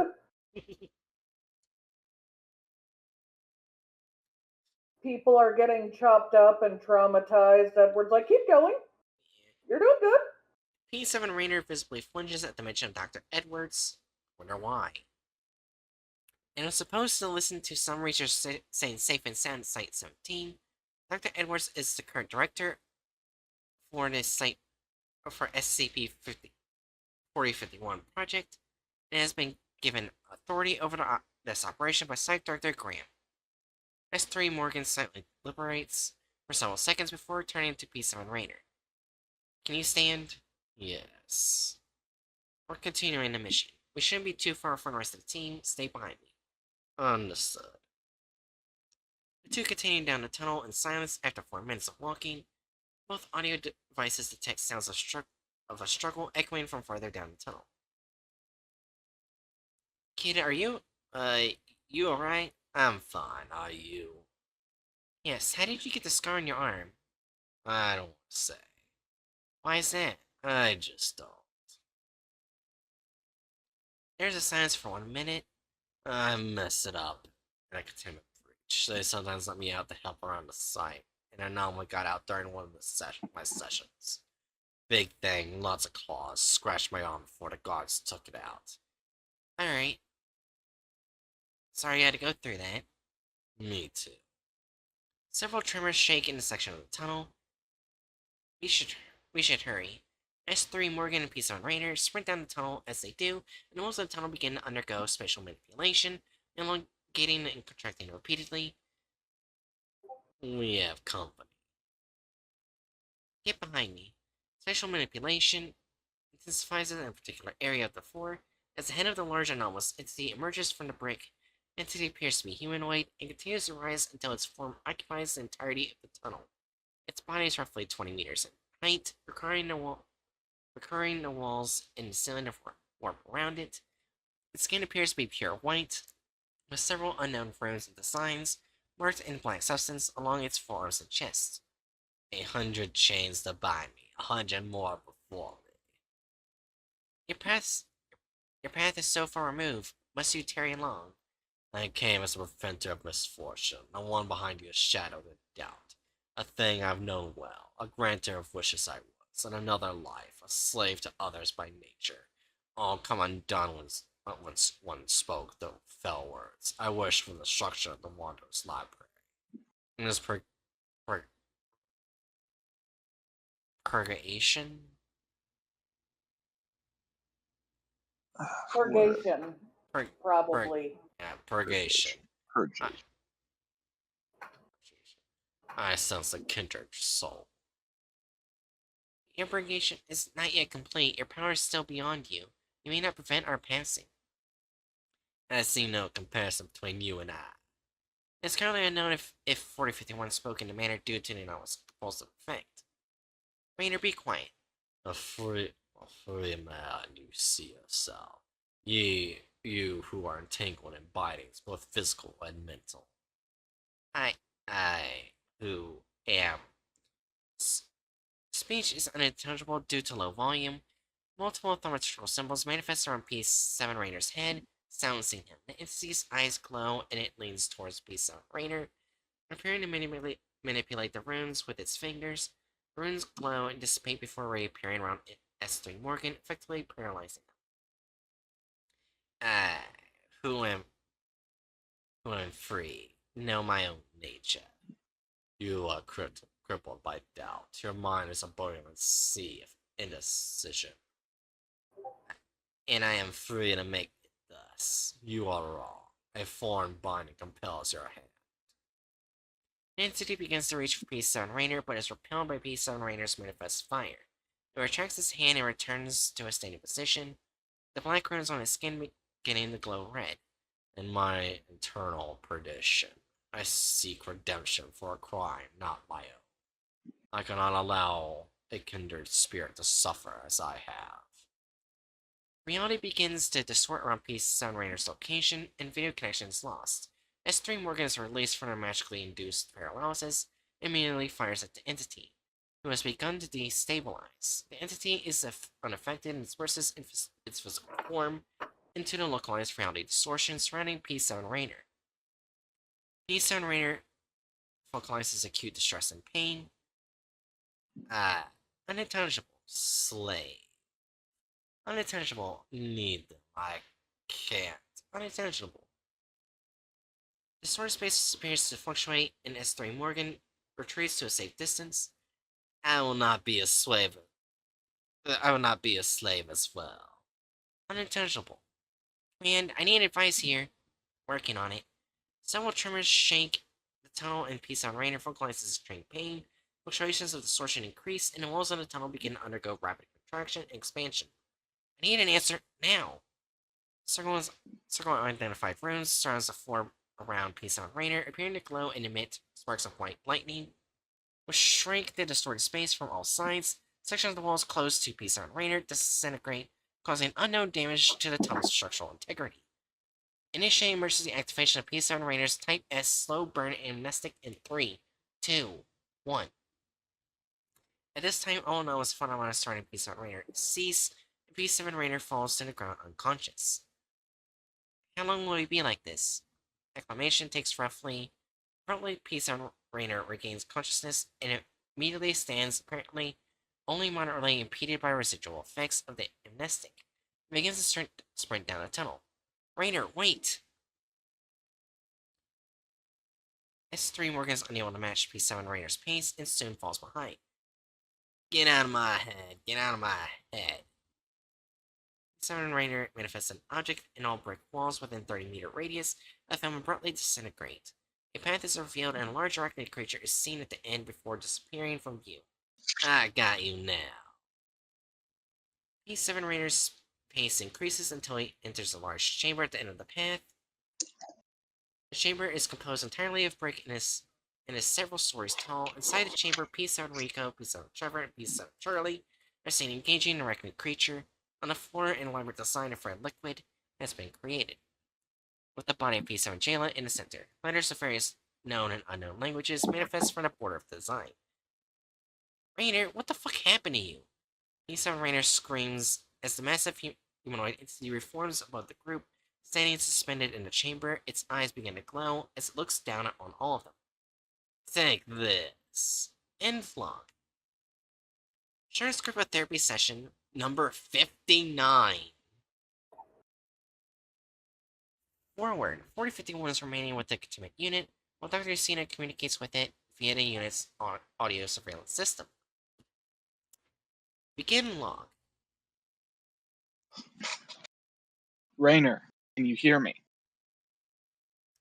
Oh, Dr. Yusina. How are you?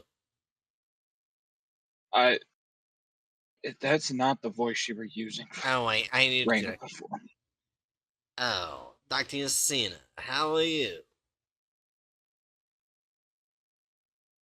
I'm doing well. How about you? I'm doing great. I just got back from a mission.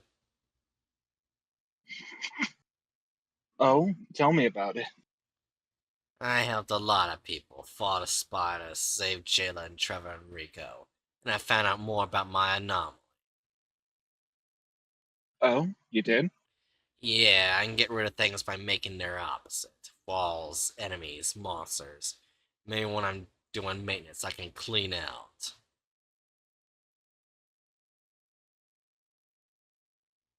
Rainer, your maintenance sessions have been indefinitely canceled. They've what? We can no longer allow you to exit your containment unit due to the threat you now present to the Foundation at large and the world. SCP-4051 is silent for several seconds before standing and beginning to pace the room, nodding repeatedly. That makes sense. It makes sense. I'm sorry. You don't need to be sorry for anything. Can I still help you?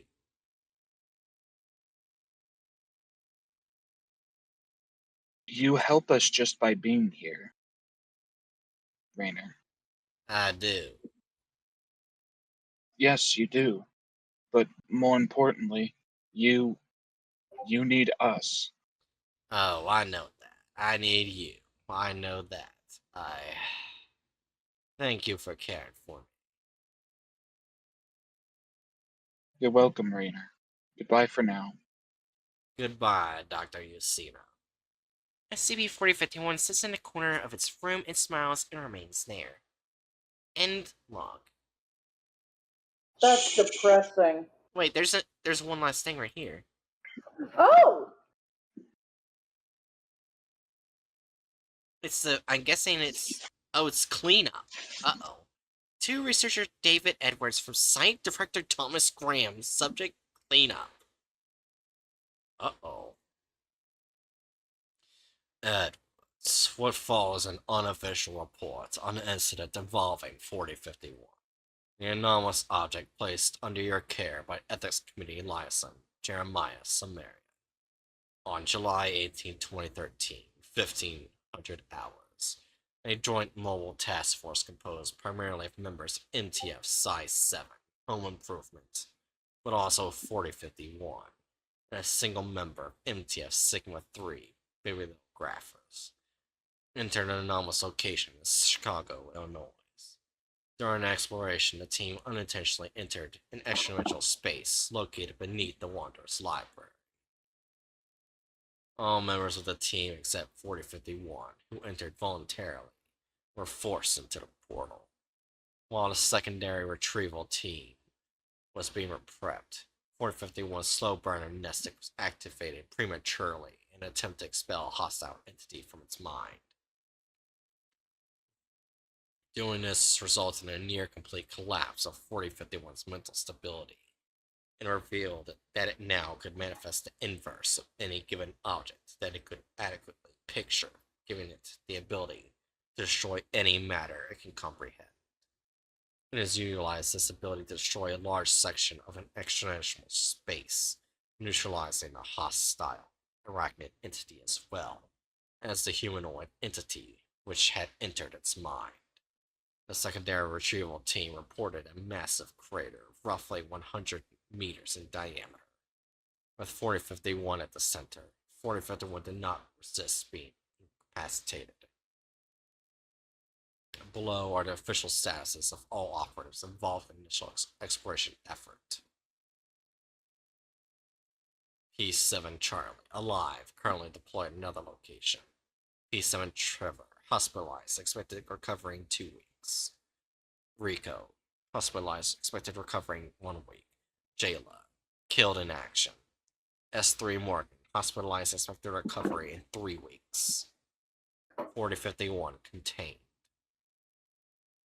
This incident has resulted in immediate reclassification of 4051 to Keter, and his current containment cell is being outfitted with preventative measures should it attempt to breach containment. Special containment procedures need to be updated, as well as all relevant staff briefed on the new situation we're facing. Naturally, the official report on this incident will read indifferently. In terms of the repercussions of this, I'm expecting an immediate review of all procedures and projects related to 4051 by an ethics committee that is no longer willing to turn a blind eye for the greater good. I'm sorry, Edwards. I can no longer protect you. I'm sorry about what happened. I'm sorry about what 4051 did to your brother. Dr. Roswell was one of our finest researchers we had at this site. I know we've all grieved and found different methods of doing it, you included. Have a good life, Edwards. New message.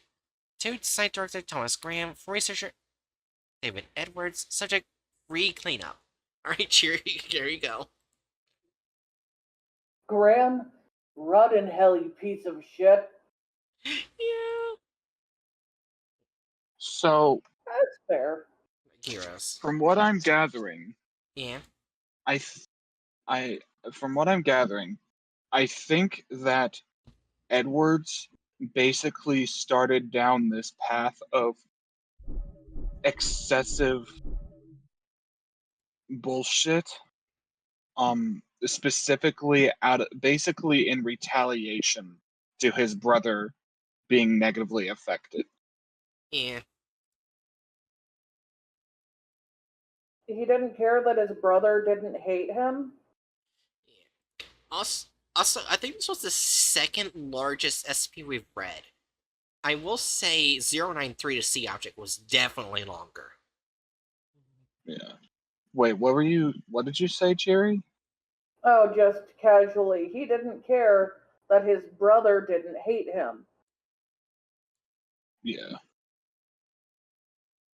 His brother clearly felt empathetic to Rainier and didn't want them to be fucking stuck there. I don't think I got that impression from Roswell's stuff. But Well, one of the last things they said was they'd talk to their higher ups, then they went into a coma. So, how much shit do you think they're gonna cut out? a lot. an excessive amount. Yeah. We might yeah. we might as well preemptively mark deviates from the plot of the article of 4 just for the amount that they're probably going to cut out. We don't know Yeah. they'll do that yet. Let's at least give the thumbnail a chance. Yeah. Like, we know Roswell, while he seemed cold, was the only never mind. 4 for that, at least. Not for deviates yet. Oh, I haven't opened the thing to look at it. Let me see You this might not want to look at it. masterpiece.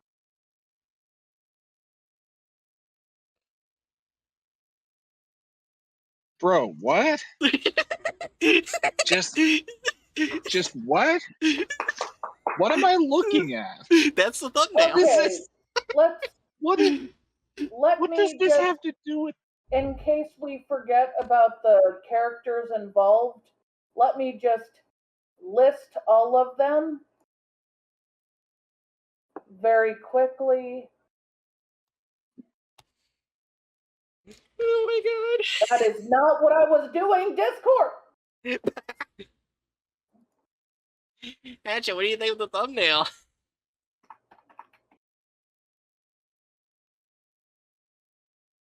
I hate it here. I'm going to mute a different server for a bit so I can actually type. Alright, I'm just going to put everyone down one by one. So that means probably next week we'll get to probably the shorter SCPs. Hopefully. I did see like the next 3 are short. I mean, obviously 999 short. Yeah, at first when I thought it was just your friendly neighborhood Keter, I thought it was that one Keter entity that was they couldn't tell what it was, and then when they started discovering more about it, they had it, and now it's like cooks for people and plays piano. I thought that's what this SCP was at first, but I forgot that's called just another murder monster. I was thinking of that and SCP. this content farm already did the just another murder monster. Did it? Yes. I think I just got it removed from my mind.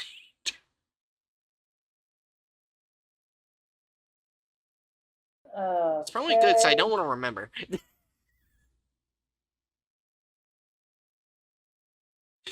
So, you good, Jerry? I'm just, once again, listing all the characters. Like, we also remember Morgan is non-binary, and we've never seen them list a non-binary person before on their farm, so... Yeah, once you're done with that, I want to admit something that I just saw in the description. So just tell me when you're ready. Just tell us. Alright, this video is derived from svwiki.com/SCP-673, written by Dr. Gears.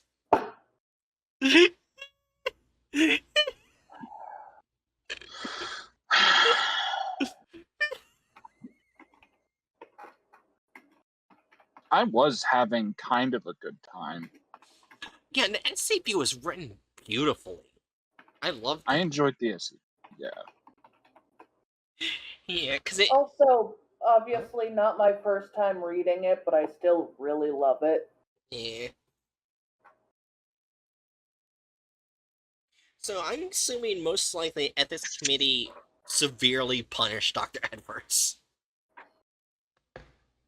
I would imagine so. Huh? I would imagine so. Yeah. He basically tortured Rainier because of an accident that happened.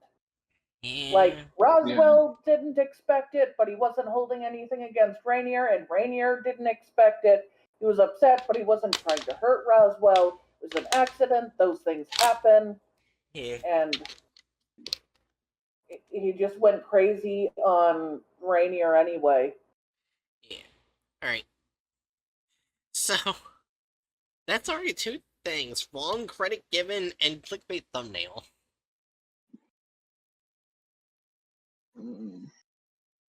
You know, it's 12 minutes, and it's... Alright, everything is set perfectly. Everyone ready? I'm praying they don't make Morgan a man or a woman because they're non-binary. Please just keep them badassly non-binary. Please don't change No. anyone's genders. Oh, I'm honestly gonna be surprised if they even include the slightest bit of that Yeah. fucking log. oh, but it No, was so badass. here's the thing. They'll include the Wanderer's Library, but they make the Wanderer's Library part, but they make the Wanderer's Library look evil. That's what they'll do. Don't say that. Don't say that. It's to be expected from content farms, Jerry. Okay, let's see. Let's see what they do. 3, 2, 1. Daniel sat, staring out of his bedroom window. The scene was always the same. Broken windows at the opposite houses, boarded up to try to prevent someone breaking in. Old, rusty cars sitting in driveways, and the streets littered with garbage. He looked at the What? latest piece of graffiti that had appeared overnight. For once, this hadn't been his work. Daniel had been in and out of trouble all his life. He was on first-name terms with almost every police officer in his community. He dreamt that one day his life would change for the better. He wanted what other people had: a nice home, a car, and money to spend on clothes What? and fancy restaurants. Wait, Daniel, hold on. Was that Slender Man? Yes. Then Pinky Slender Man. He's random Slender Man. I think it's just intended to be a mannequin. Slender Man. I know it's supposed to be like a mannequin, but it just looks like an off-drawn Slender Man. Some Yeah. people actually draw Slender Man like that, which does not help. Yeah. Anyway, who the fuck is David, and why are we listening to his troubled monologue Well, when we have so much to do in this SCP? Move on. We'll find out. I think his name was David Rayner.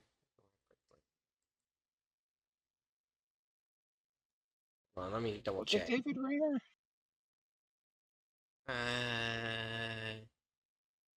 I can't remember.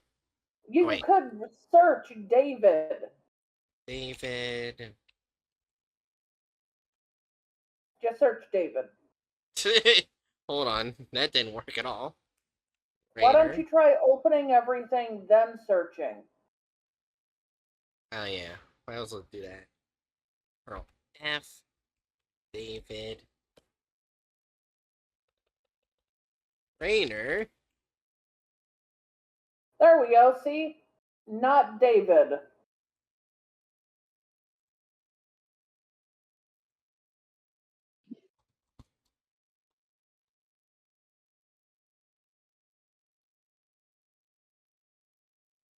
Didn't we go to a different... We went to a different, like, Oh, link to look at the Right. next... that part, so we need to go back. yeah. Oh yeah, I didn't even click everything here. Show interview.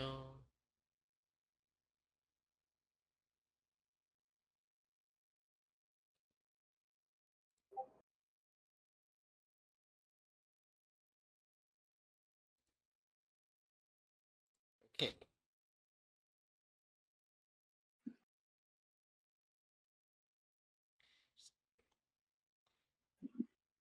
Everything.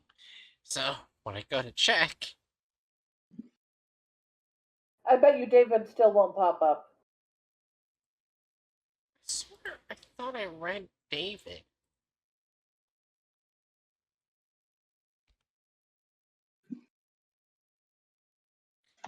Oh, Dr. David Edwards. Wait, it's gonna be David Edwards? They're talking about right now. Oh, we'll find out. Why don't don't you think- press play? Oh, his It's name is obvi- Rayner Miller.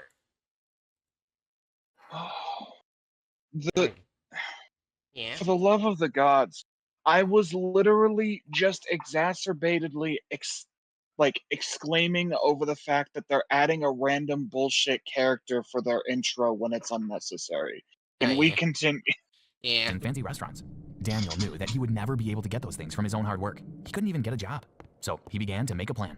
He decided he was I going to feel like rob his local everyone bank. but Bright was convinced this was some random bullshit.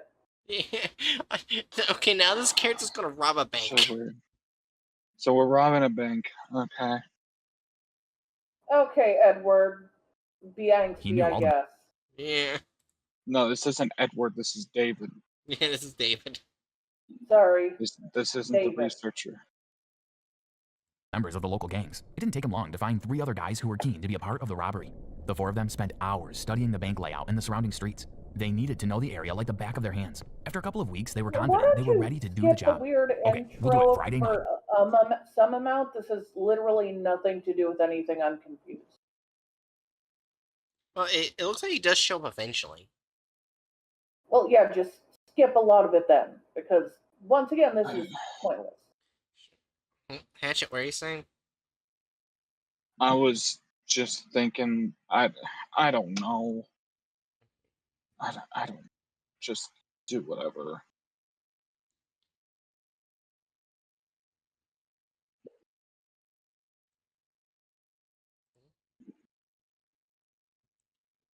Or press play if you can't figure out where to skip. Yeah. Just Let's meet at the corner of the high street at 10 p.m. Friday night came, and Daniel stood, waiting for the others to arrive. He looked around him nervously, but there was no one around. He saw his 3 accomplices walking towards him. Come on, let's get this job done. Daniel threw the brick he had brought with him at the window of the bank. The glass shattered into 1,000 pieces. Immediately, an alarm started ringing. Come on, we only have 5 minutes before the police get here. The 4 guys jumped through the broken window and began emptying the drawers of cash. They had all filled their bags within minutes and climbed back out of the window. Daniel couldn't believe how easy it had been. Finally, he was rich. He would have everything he had ever wanted. They were all about to go their separate ways as they had agreed, when suddenly a young boy appeared out of nowhere. He was only about 10 years old.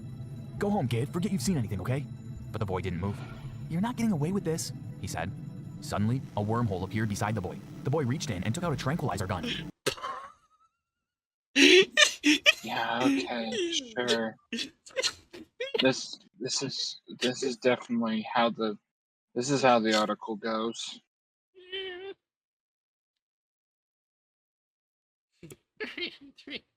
Hi, random person. It's in 3, 2, 1.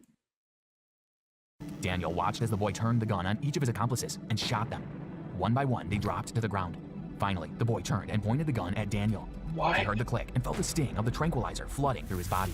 Welcome back to SCP Exposed. Today, we bring you... You good, Hatchet? They're depicting the tranquilizer gun like it's like an actual gun, like it's firing off with gunpowder. Yep. They can't even do their stupid bullshit intros right. Yeah, random person's tranquilizers take like 2 minutes to take effect. I imagine it would depend on dosage, but yeah, Yeah. it takes longer than that. Anyways, 3, 2, 1. Keter class subject SCP-4051. But before I go on, make sure you subscribe Go to our fuck channel yourself. so you don't miss out on any SCP stories. SCP-4051 is currently held in a modified humanoid containment unit at Site-17. Modifications to its containment unit include a complex interlocking system of pistons, acting as an exterior wall outside of the standard floor, walls, and ceiling. This specialization is not necessary for containment, but has been selected to impede its anomalous capabilities during an attempted containment breach. SCP-4051 requires extensive psychological screening. These sessions are to be performed weekly with on-site therapist Jules Yesenia, communicating with SCP-4051 via the containment unit's two-way audio surveillance system. SCP-4051 is a male humanoid, which can create temporary Class E wormholes to extra-dimensional spaces populated by a theoretically infinite number of a unique item. These items are able to be removed from the extra-dimensional space, given that they are physically able to fit through the wormhole. Testing has concluded that SCP-4051 is unable to alter the contents of the extra-dimensional space after manifestation. SCP-4051 has been able to manifest the following items during controlled experiments overseen by Dr. Edwards at Site-17.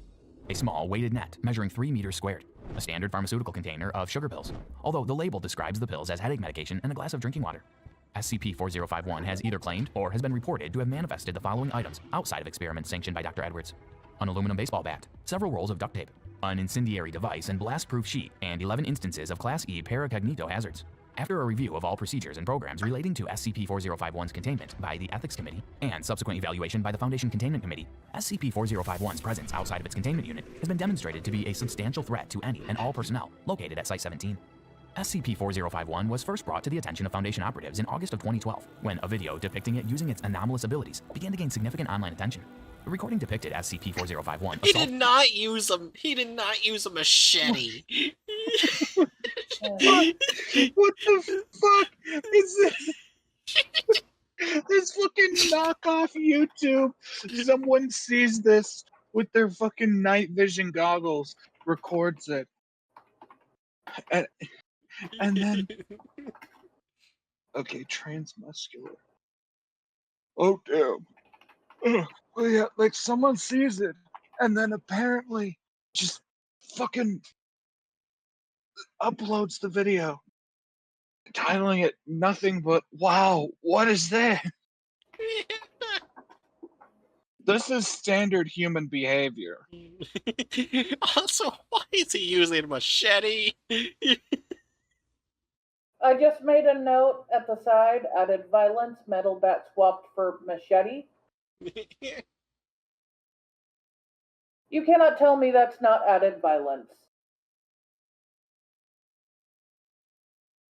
I mean, I would still say added violence. I just don't like, but my thought is like it's added violence because like we don't even know what he used in this incident.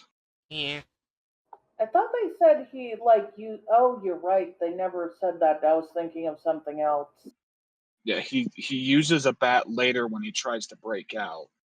Random Persist says if Hawkgirl and Hawkman can use a spiked mace, he can use a machete. I guess that's fair enough. Yeah. 3, 2, 1. Assaulting and detaining several men via its anomalous abilities. The video gained over... He cannot just immediately dart Apparently, forward. he has super speed powers. Gotta love that they're depicting him as like a young boy Yeah. when like he's not a young boy. Yeah. Instant transmission. Yes. And 3, 2. over 2 million views before warranting an intervention, following multiple testimonies by commentators of similar occurrences. Mobile Task Force Pi-1, known as City Slickers, identified SCP-4051 and performed a successful retrieval and extraction. On the 15th of August 2012, Dr. Roswell, assisted by Dr. Edwards, conducted an experiment on SCP-4051. They asked it to manifest several items: a 3 by 3 centimeter cube of lead, an object of SCP-4051's choice, and a container of bleach. It produced the cube after some hesitation. Requests for an object of its choice resulted in SCP-4051 removing a framed picture of its mother. It expressed discomfort at being requested to remove the bleach, but complied without incident. After the experiment, SCP-4051 was escorted back to its containment unit and reportedly asked how long it would need to test its anomalous properties. Site staff were informed that they ought to avoid the question if possible for the continuation of its compliance. Dr. Roswell noted that it seems like it needs to have a clear mental image before it can manifest anything. More testing to determine boundaries of its anomaly will follow. The following day, Dr. Roswell, again assisted by Dr. Edwards, conducted a second experiment. SCP-4051 was asked to manifest a copy of Leo Tolstoy's War and Peace and a functioning mobile phone. It produced a copy of the novel displaying... Wait, hold on. Wait, I used the wrong one. My fuck. I also just realized maybe he was intended to be a child in the actual article. Yeah. I just want to see the mobile phone they showed for a second.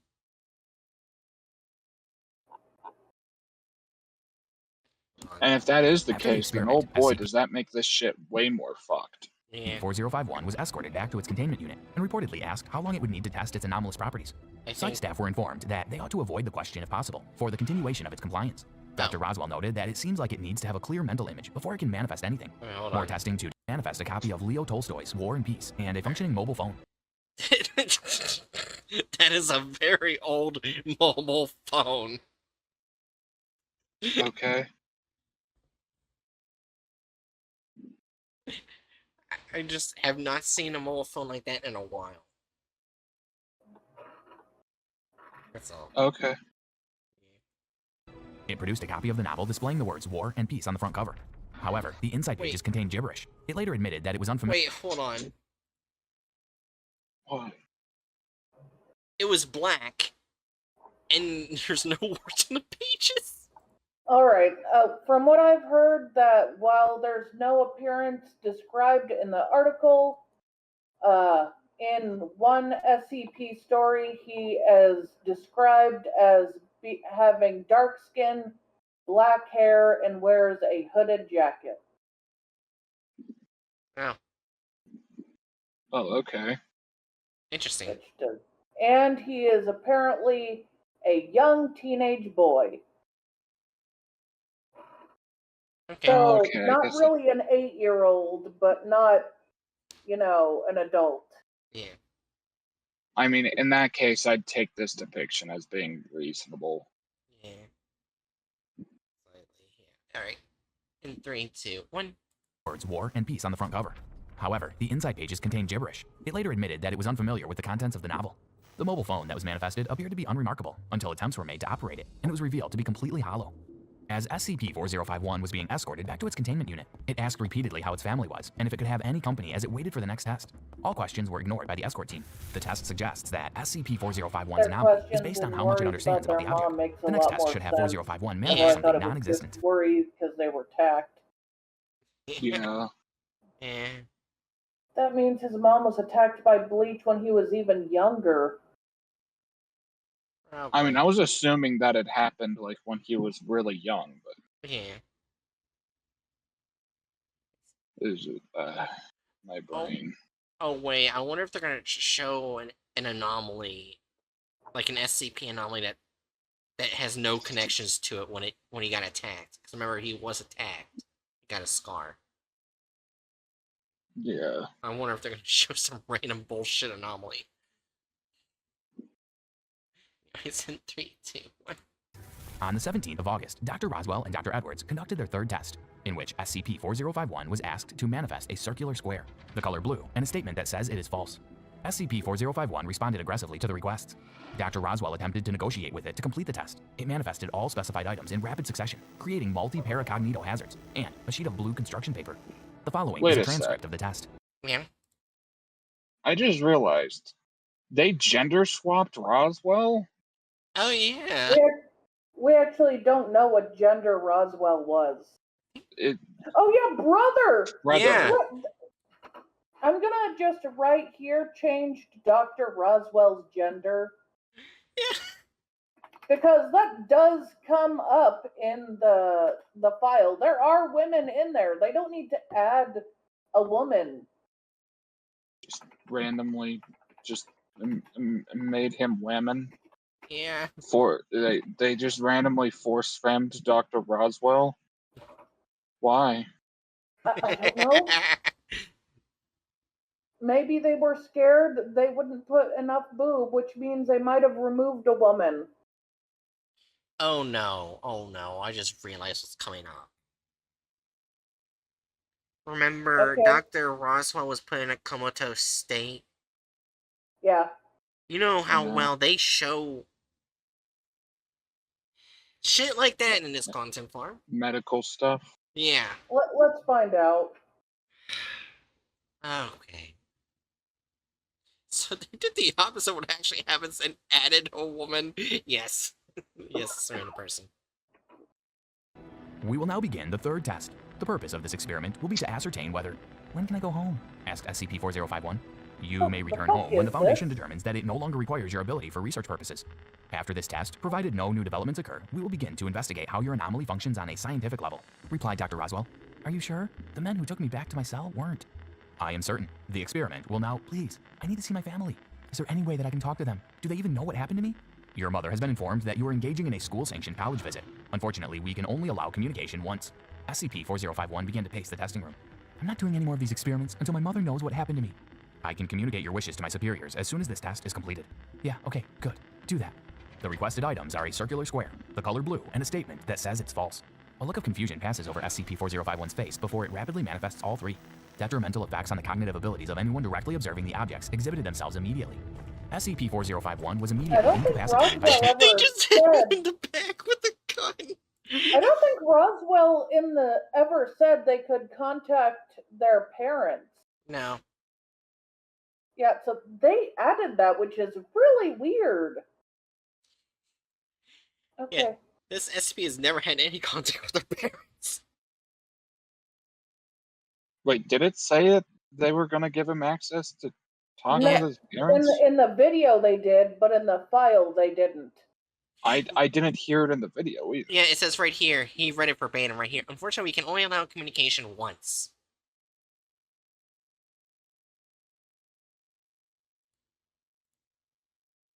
Wait a second. Once. And then there's 2 dots. Did they like redact part of the statement from the original article? Possibly? We can look back. What experiment was that? I have it open. One of the first ones. Alright, Let me look. Oh yeah, the kid probably cut them off. Let me look right here. This is the part of oh, the article. we can only allow communication once. No, they do say that. Oh yeah, they were cut off. Yeah, so they're just but reading when they put verbatim. dot instead of the line, it makes it look less like they were cut off and more like they paused. Yeah. They changed the reason. They changed the reason, but I mean the tone. There we go. They changed the tone. It went from being cut off to, oh my gosh. Okay. It made it worse. Anyways. 3, 2, 1. That. The requested items are a circular square, the color blue, and a statement that says it's false. A look of confusion passes over SCP-4051's face before it rapidly manifests all 3. Detrimental effects on the cognitive abilities of anyone directly observing the objects exhibited themselves immediately. SCP-4051 was immediately incapacitated by attending Just security hits him with the gun. I don't think that's what they did. I don't think they just beat him with a gun. The wordage is incapacitates. The only thing that these people understand about incapacitation as a concept is, oh, you get hit with butt of gun. Yes, that's how that works. Now, and returned to its containment unit. Dr. Edwards submitted the following note. Throw him in the cell.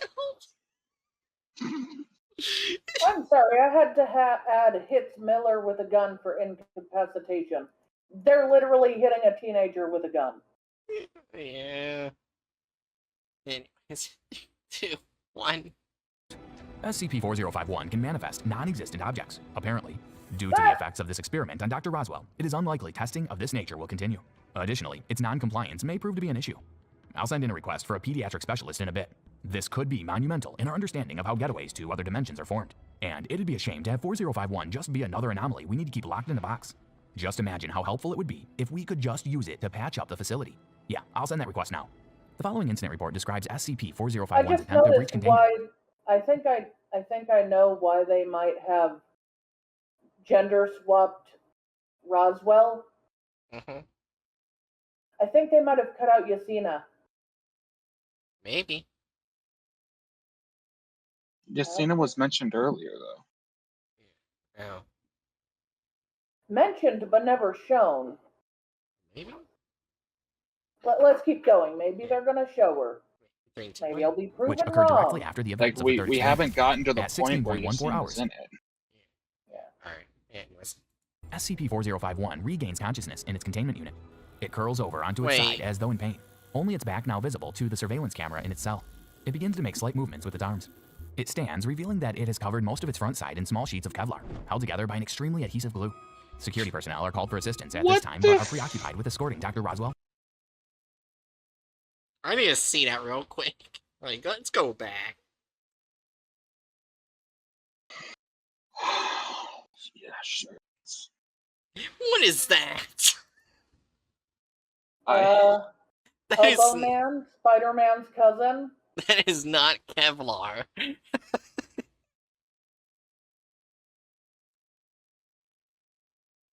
Should I look up what Kevlar is? Sure, if you want. I mean, yeah. I know the concept of it. I forget what it specifically is made of. Oh, it's a strong heat-resistant synthetic fiber. Yeah, it's like I know it's like the main thing used in producing bullet-resistant vests. Yeah, and what they just put on him is red cloth. This is what it looks Yeah. like up close.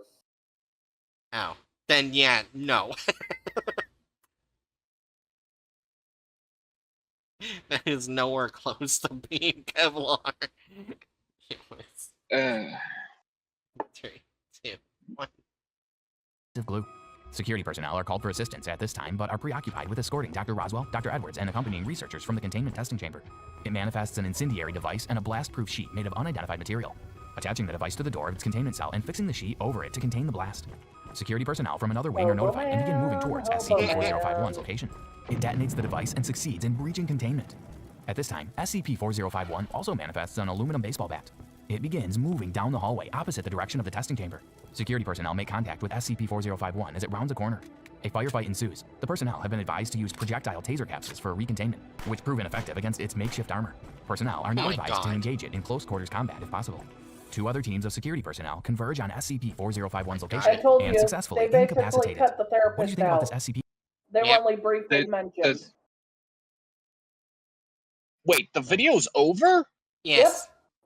The therapist was cut out. The team was cut out.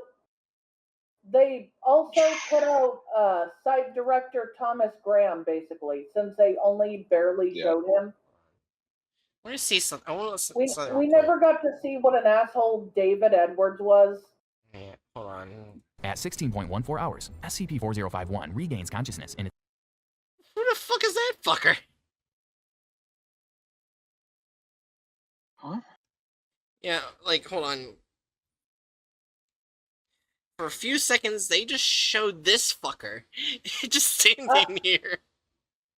That guy, I believe, is supposed to be David Edwards, since they had been following Roswell a lot. Well, this is gonna get a rather shitty score. Question: Yes. did they make David and Roswell look like siblings? You know what? Never mind. That doesn't matter. It doesn't really matter. No. I mean, there's siblings that don't even look like each other, so. Yeah, that's why I said it doesn't matter. Yeah. Removal of characters / license. They Yes. messed up the license to a degree. They also cut out more than half of the characters. They cut out the therapist, which is a very large character. They literally gender swapped Roswell, I guess, to make it seem nicer that they basically cut out the therapist. Yeah. I guess, yeah, that's actually like literally the only explanation I can think of to gender swap Roswell is like we need to have they realized, wait, we don't have women in a lot of these videos. We need to have a fucking whammon. Do you think someone in the corner said, "What about Dr. Yazina? They're women." Too far off. We're only adapting the first eighth of the article. I think this is the first time we've done a content file where it's like a really long article and they barely do any of it.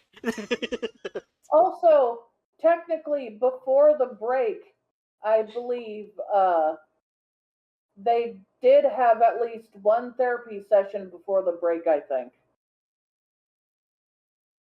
No, I think the Oh yeah, that started after the break. Okay. Yeah. But God damn, that's a lot to cut out. That's so much to cut out. Yeah. So Deviates from the plot of the article. What should we put that at 2 or a 3? Or I was just gonna say 4 for how 4, much. you know, 4. I can go with 4. Yeah. Also, I was gonna Like, say. Oh, sorry. Go ahead. the sheer amount that they redacted from it. You're right. It's I like- was thinking of what they did include, like how off or on they were. You're like, no, remember, there's all this they cut out. You know, yeah, there's no avoiding 4. Yeah. So. You forgot to put 4 for the thumbnail.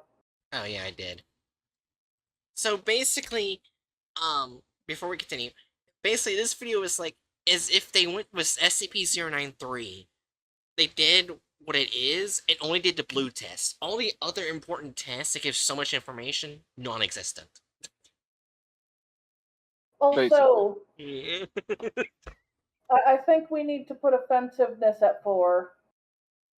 Oh yeah, there were no it was just white people. Wait.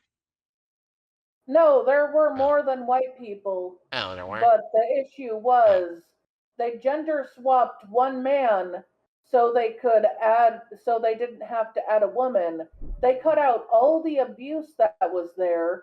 They cut out all the trauma 451 had. They tried to make 451 look like a bad guy when he's literally just a teenager.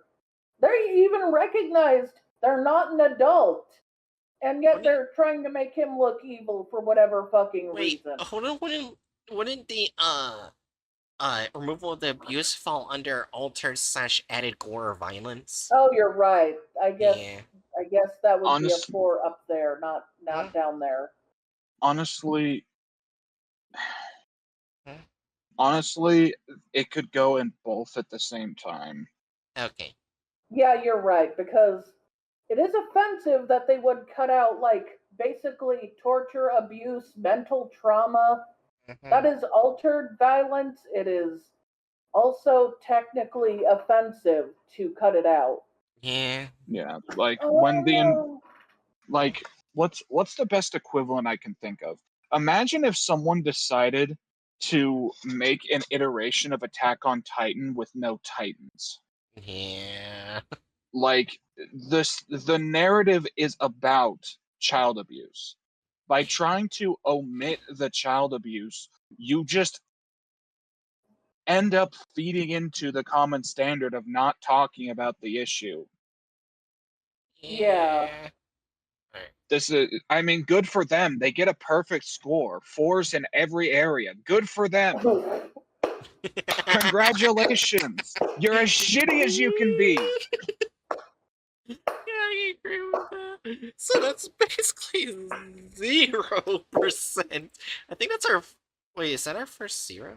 That is our first 0% with this For this content one, yeah. form. It is the first This is 0. Oh, we literally. got one that's 5%, 001. Yeah, Yeah. this There's a is few literally. 90%, but that's the first 100%. This is literally the Oh. bottom of the barrel. Yeah.